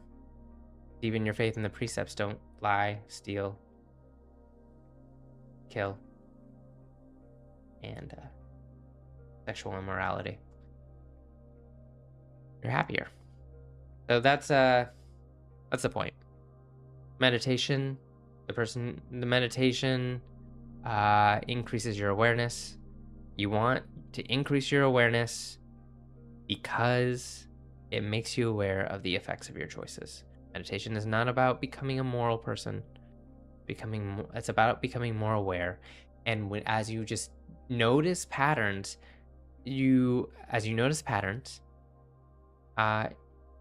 the effect is that you become more moral because you make bad choices. It causes you to suffer, and you say, okay, never mind, I'm not going to do that anymore because I don't like the effects of lying, cheating, and stealing. You stop doing it, and then your life gets better, and then you have faith in karma, I guess. You don't have to call it karma. The effects of choices. Choices have effects. Cause and effect. It's super simple. It's not anything mystical. Just kind of like, it's like, yeah, you have, like, we'll take the chess example for a second. So it's like, you're playing chess. No one's ever played it before. You bring out your queen. You're like, I'm going to win. And then it just doesn't work. And it's like, oh, you shouldn't bring out your queen too early. Same thing with like just being a human on this planet. People came to the planet. We got, I don't know, awareness, consciousness, however that happened. Not the point. The point is, we started making choices on this planet, conscious choices on this planet, and we eventually noticed a pattern. It's like, oh, if you lie, cheat, and steal, that doesn't feel good, and it doesn't work. Why doesn't it work? I don't know. That's a different question. But like, that is what has been noticed. And so it's just kind of like a warning of the same kind of warning of, oh, you're learning to play chess. Here's a tip: don't bring out your queen too early. Oh, you're a human living on planet Earth. Oh, here's a tip: don't lie, cheat, and steal. You're gonna have a bad time. Don't do it. You're gonna want to do it. Seems fun. Don't do it. It sucks. We've tried. It's just cause and effect. It's noticing cause and effect. That's all it is. And you need to meditate to increase your awareness, and it'll help you notice the effects of your choices. And so yeah, meditation isn't making you more moral. Meditation is making you aware, and virtue is the effect. Let me make a move here. This is a bad check. Don't want him to lose that queen. I could bring another piece into this game. I can't really do anything with my knight. I could open up the center. Let me get rid of some of those arrows. How's everyone doing? Join the Discord, by the way. Exclamation point Discord if you're just joining, just taking a chess break. But we're doing the Mystic Book Club. I'll put up the next quote. This is the next quote we're going over. Yeah, we're just going over, this is the Mystic Book Club. Join the Discord. We're covering Mindfulness in Plain English by Bhante Gunaratana. I'm here Tuesdays and Saturdays from 10:30 p.m. to 1 a.m. Pacific Standard Time, and we're just going over one chapter at a time, with the intention of just grounding woohoo language or confusing language into something that's super practical, something that you can bring into an actual practice. And then on the Discord, we talk about insights. I have insights on the Discord, just like stuff that I didn't realize, because this is the first time I'm reading this book, and he tells me things that I haven't noticed and things I didn't know. So it's fun to share those insights. Yeah, check that out. It's fun. It's cool. I like it. I'm having fun. This is the second episode. So anyway, I need to make a move. I like this move. And I'm about to open that file. I don't see anything fancy with any of the other pieces. Can I get my queen trapped? I don't think so. I don't think I can get my queen trapped. So we're good. I'm gonna go here. I'm gonna do a couple moves before we go on to the quote. I'll read the next quote. Then I can just kind of start thinking about it. Oh, goodness. Let me do this move first. There you go. When a mind is burdened by anger and greed, any good works are likely to just be an extension of ego and of no real help. Harm in the name of help is one of the oldest games. The ego has many ways of turning the loftiest activities into trash. By becoming aware of the subtle ways that we act out in our own selfishness, we truly begin to be genuinely selfish. Very cool. So this is like this is kind of like that quote. What is it? The road to hell is paved with good intentions. Make a couple more moves. Let that quote sit for a second before we get into it. I think a second has passed. Let's do it. So when a mind is burdened by anger and greed, any good works are likely to be just an extension of ego and of no real help. So what is this saying? We've talked about, if you're just joining, talked about in earlier quotes, the concept of every desire inside of you is like a different part of yourself. Every desire is like a different sense of self. There's a desire to maybe want a promotion. There's the desire for a bigger house. Those are the two we've been using. And maybe there's a desire to do some good works. So what it's saying is, when a mind is burdened with, we'll just say greed in this case, good works are likely to just be an extension of ego. So let's say you want to do this selfless act of helping all these people. So where's that voice coming from? Maybe there's this part of you that wants to...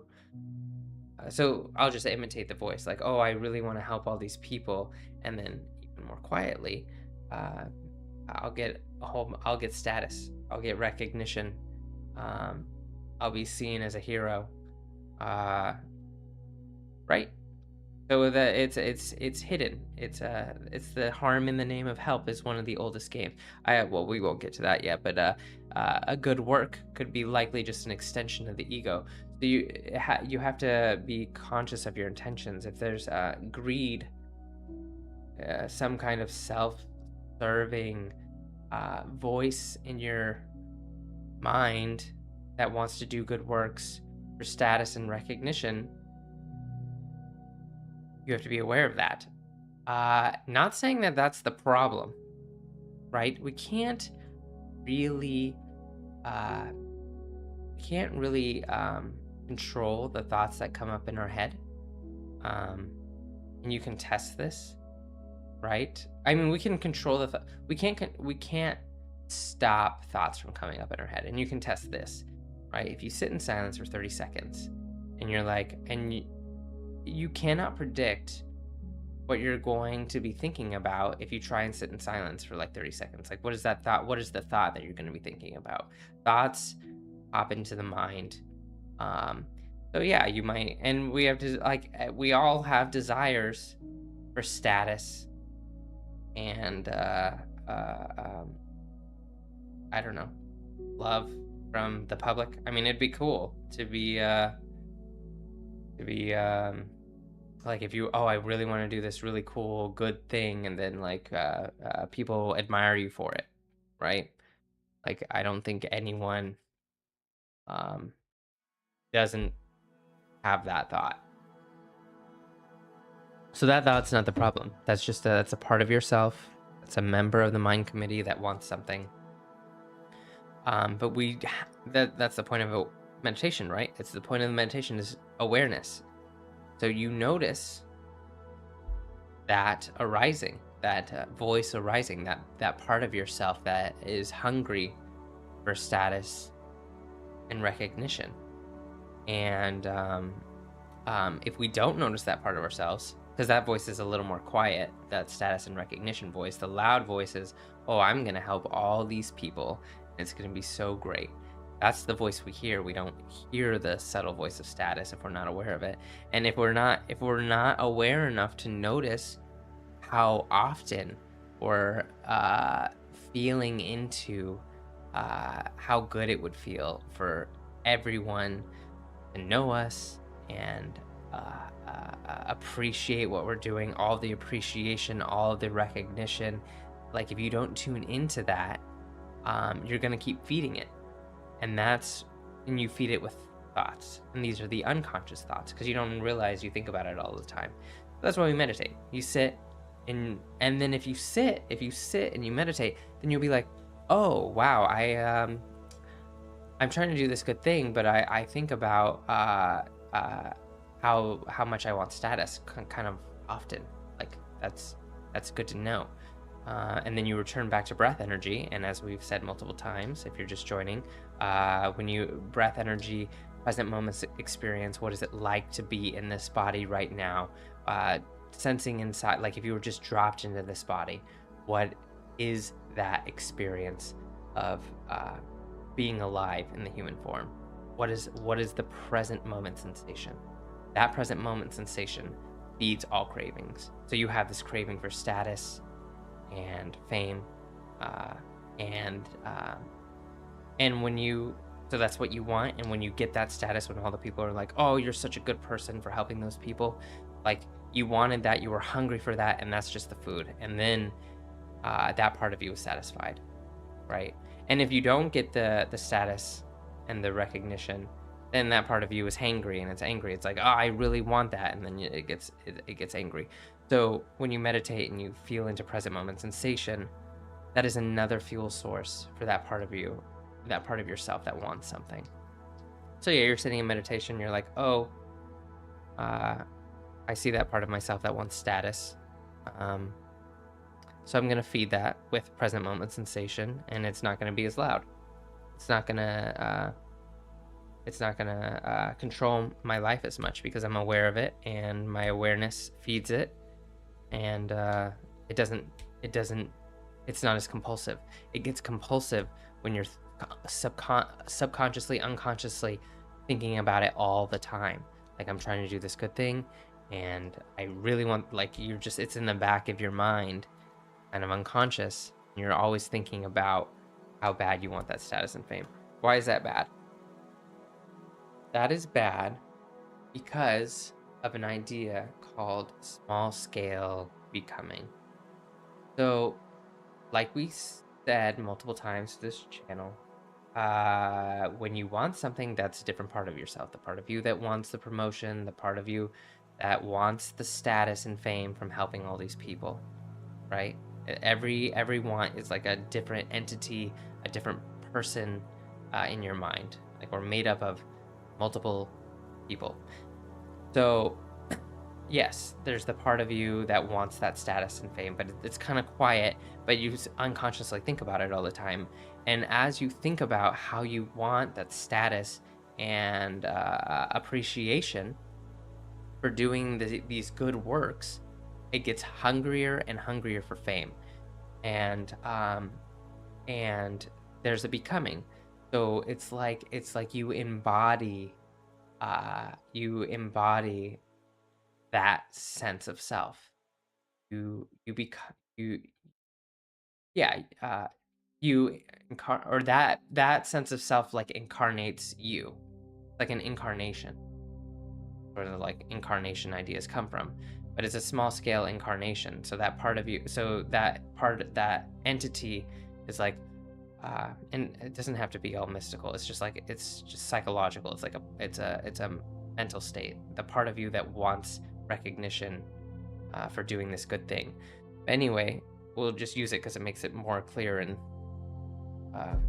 understandable. That entity incarnates you, right?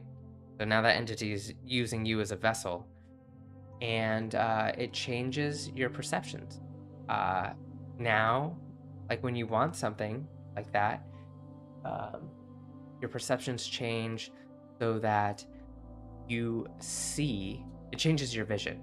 So you see everything, you see all the opportunities that will help you achieve the success, right? Oh, there's these people over here I can help. Like you see your opportunities. Those become very clear to you. You see your obstacles.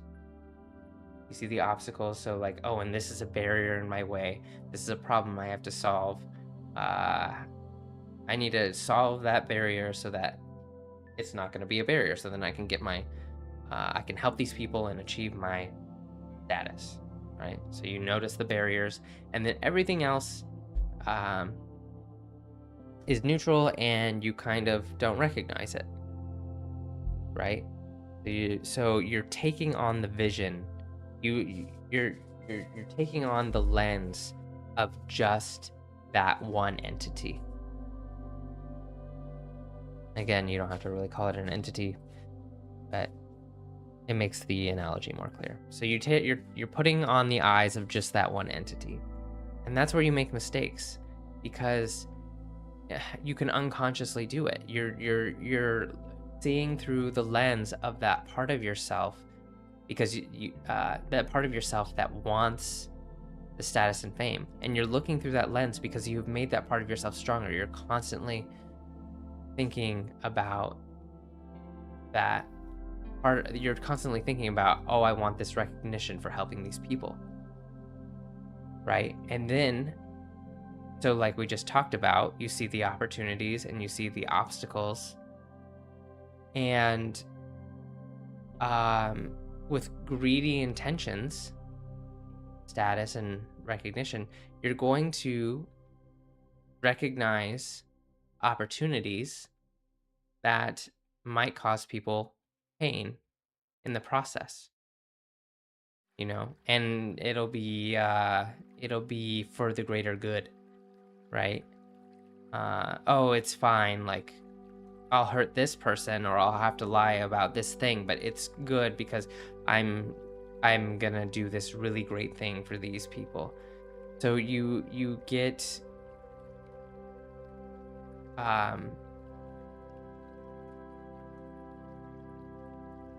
hoodwinked, tricked, because you're looking through one lens.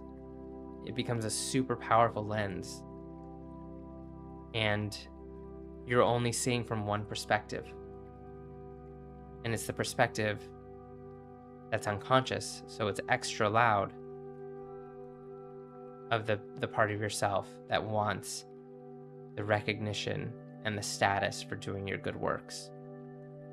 And when that happens, you cause harm. You cause harm in the name of help.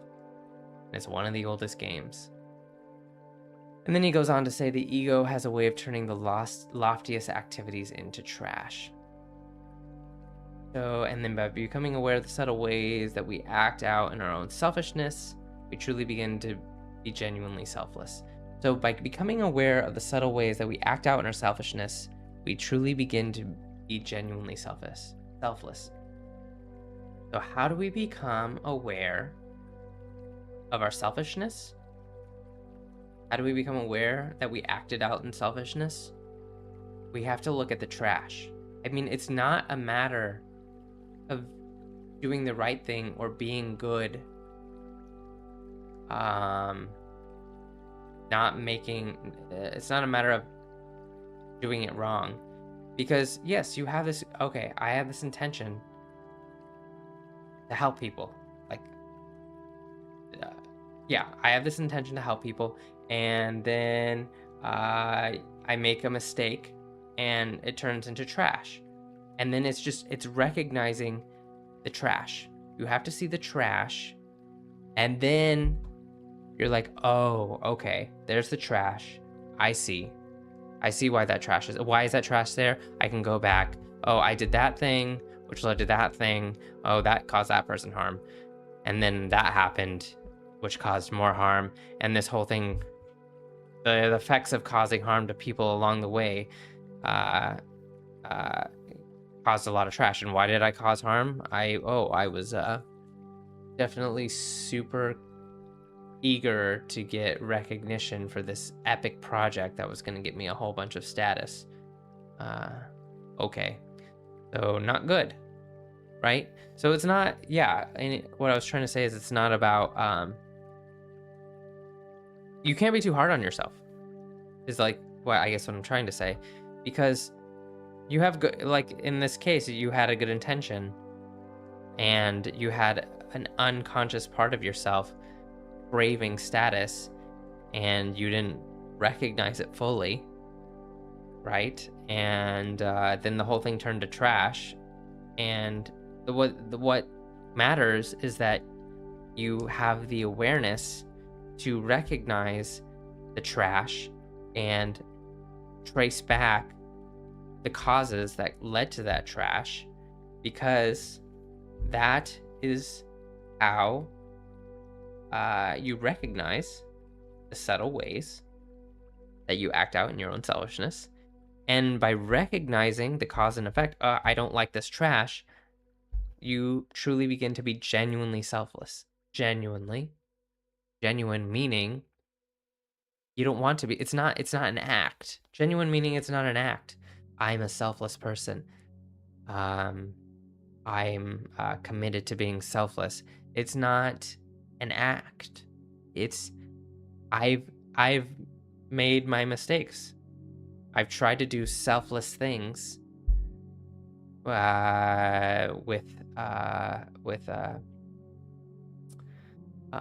greed in the background, subconscious greed, and it turned to trash, and I recognized it, and I hate that.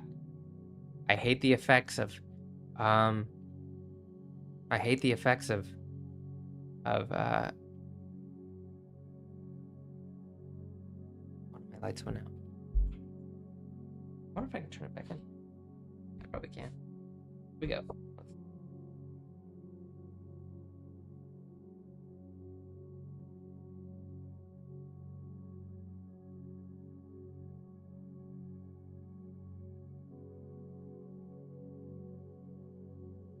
Oh, can you even hear me? I hope so. Anyway, if you couldn't hear me, I was plugging one of my lights in, because when one of my lights goes out, it changes the color of my face. Anyway, we were saying, yes, you notice the trash. When you notice the trash, You can be genuinely selfless, because it's not an act. Because, well, really, genuine selflessness is kind of a selfishness in the sense that you're selfless because you hate the effects of selfishness. Like, I tried selfishness and it sucked. So it's for you. You do it for you. I'm not selfish because I've tried selfishness and it sucked, and it's way better to, like, you think that serving your best interests is going to be the better way, and it turns out it's not, and it always sucks. And the best way to be happy is my ultimate happiness is can be found in not being selfish. So it's like it's for you, and that's what makes it so genuine. It's not an act. It's not like trying to be a good person. It's like, I know what the effect is, and I don't like it, and I'm not gonna do it. So you don't do it. That's genuine, and that's nice. And how do we develop that genuine selfishness? Through awareness. Awareness of what? Cause and effect. You're trying to do this nice thing, it turns to trash. Why did it turn to trash? Trace it back. Oh, I guess maybe I was really eager to get this thing done, and because I really wanted the status and recognition from having accomplished it, that I caused people harm along the way so that I could get it done, and it really turned to trash. So, like, that's sucky. And I didn't realize I was so greedy. And that's it. Not a bad thing. It's just, it's like getting away from this right and wrong and more just cause and effect. And it's just like, is it wrong to bring your queen out too early in a chess game? Or does it just suck? You can do it. You can make that choice. And you can bring your queen out too early, and it's just not going to be fun. So you genuinely don't want to bring your queen out too early. You can be selfish, and maybe you get away with it sometimes, but other times it's not, and you're not going to get away with it, and it's going to feel terrible. And that doesn't make it bad. It just sucks. It's just a sucky effect. And you don't want to deal with it, so then you don't do it. And so then you're genuinely selfless. Yeah. Let's make another move. Queen here. King is blocked. Oops. King is blocked here. You could move this pawn forward. That's what I would do, but this feels pretty good right here. I like this. See what he does. He is in hot water, he says. Isn't this checkmate? I think he missed it. Sorry, Wayne. I am better. I blundered? Oh my gosh, we have to check this out. We have to check the blunder. We have to check the blunder. Where did I blunder? Way to go. You took the advantage when you saw your chance. Oh my goodness. Let's see. Here we go. Let's see. Ding, ding, ding, ding, ding. Checking for the blunder. Where is it? Whoa. Let's see. Why is this a blunder? Look at that. White's winning. White is winning here. How did I blunder? Oh. No, I don't get it. I don't get it. Immediately, first thing I was thinking of, pawn takes, queen takes. That's kind of interesting. Where's the blunder? I don't know, let's see. I don't see it right away. This isn't a chess stream, so we'll just go through it quick. Oh! Yeah. Yeah. But I'm better than 250. I blundered a piece. I always miss those. Every time you have pieces with one square in between, you gotta watch out for the pawn fork. I always miss that. Anyway, last quote. Last quote is 1247. Maybe we can finish this one quickly.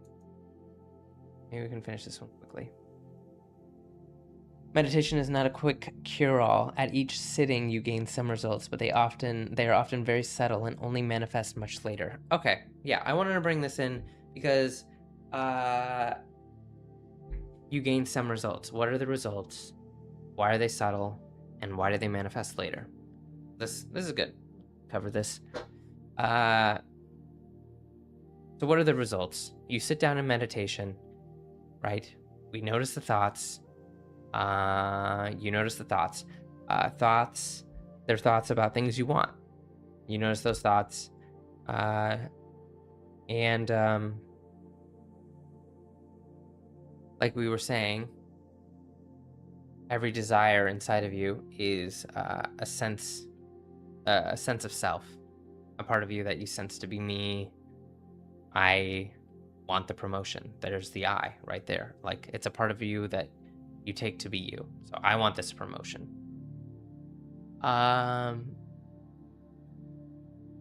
And you notice that part of yourself that wants the promotion, and you say, okay, I see you, but not right now. We're not gonna spin out in thought about that. I'm just gonna sit with breath energy. You're just gonna sit inside. What is the present moment sensation of this moment? I'm feeling what it feels like to breathe. And that nourishes that voice, that nourishes that craving for that promotion. And that is the result. That's the gain, because if you're unconscious of how this whole system works and you want the promotion, you'll keep spinning out about it, and you'll make that part of yourself stronger, and that part of yourself stronger and more hungry. It really wants the promotion, and then you'll start you make it stronger by thinking about it, like, oh, I really want this promotion. Oh, this person's in my way. It gets into hate. Like, why do they think they deserve it? I definitely deserve it better. Why is the manager even thinking about this? That manager's dumb. Like, it just gets you feed it. It gets angry. You give it energy through thinking about it. It gets more and more hungry for what it's after. It gets more and more hungry for the promotion, and the hunger turns into anger. It's angry.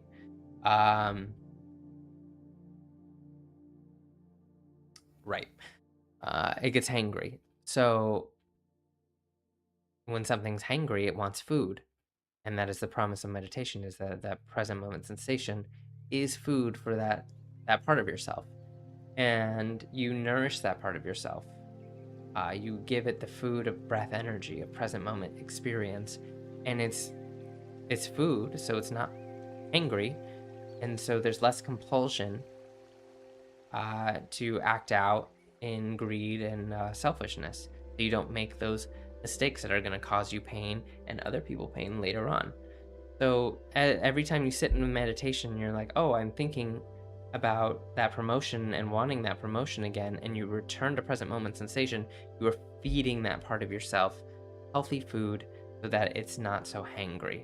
And that is a very subtle process, and you just keep doing that over and over again, and it manifests much later. How does it manifest? Well, that part of yourself that was hangry is satisfied and full. And yes, you still want the promotion, but you don't need the promotion. You're not craving the promotion. That part of yourself isn't, it has another fuel source. It's like, yeah, I want the promotion, and that would be so yummy and delicious, but I have another fuel source and I'm full, and I don't need it. I'm good. I want it. That'd be cool. That'd be great, but I don't need it. And that's how it manifests. So you're just much more easygoing. You don't need anything. You are content. You are happy. You are satisfied. And when someone else gets the promotion, it's okay. It doesn't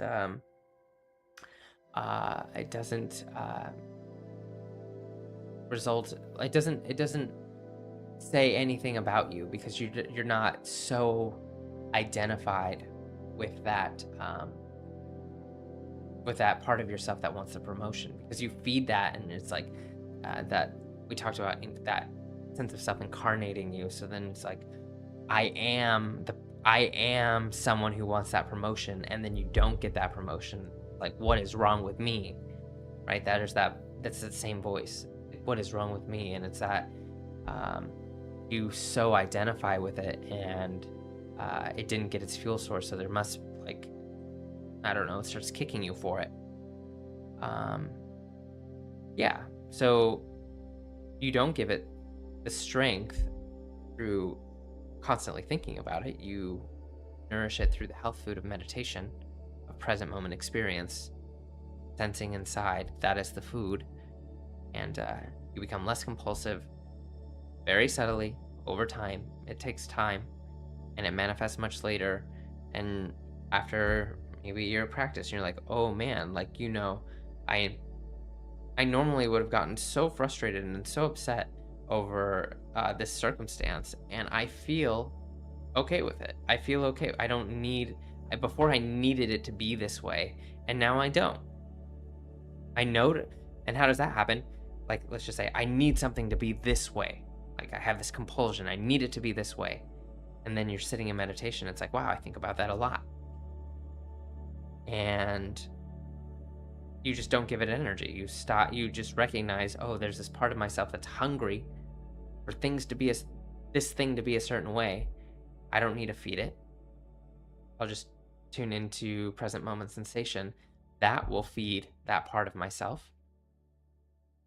And that compulsion goes away, and very subtly. And then you're not so gripped by it. You're not so held by it, right? You're free. You're not I'm trying to think of a word for it. Incarcerated. I don't know. That's not the word I want, but just like you're not under its control, and you're free. Like a freedom from your desires. Yeah, I finished that up actually faster than. But I think, what, do I have anything else to say? Meditation is not a quick cure-all. At each sitting, you gain some results, but they are often very subtle and only manifest much later. I think that covers it. I think we're good for today. It's actually good for me to end 5 minutes early, because if you just tuned in for that last portion and you don't know what's going on, we are doing the Mystic Book Club. Mystic Book Club. So I just put the Discord in the chat. We're covering like spiritual books, and we're trying to ground woohoo and complicated jargon into just a practical practice, like just so we have a solid intention on how to make progress on a spiritual path, and not get lost in the woohoo-ness or the complexity of it sounds super fancy or whatever. So yeah, if you're enjoying the channel so far, definitely follow so that you know when I come back live again. I will stream Saturdays and Tuesdays at 10:30 p.m. to 1 a.m. And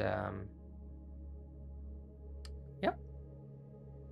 And I think we'll probably end it there. Join the Discord. And read the about page too. Oh, I didn't put this quote on. Oh well. Doesn't matter. That was a lot of fun, guys. Thanks for playing chess with me and talking about spiritual stuff. I really enjoy it. Join the Discord and drop a follow. But I guess I'm out of here. So that was fun. Thanks for tuning in. So fun. See you Tuesday. Oh, thanks, Planchini. Yes, we will see you Tuesday for Chapter 3 of Mindfulness in Plain English with Bhante Gunaratana. That's the author. Peace out.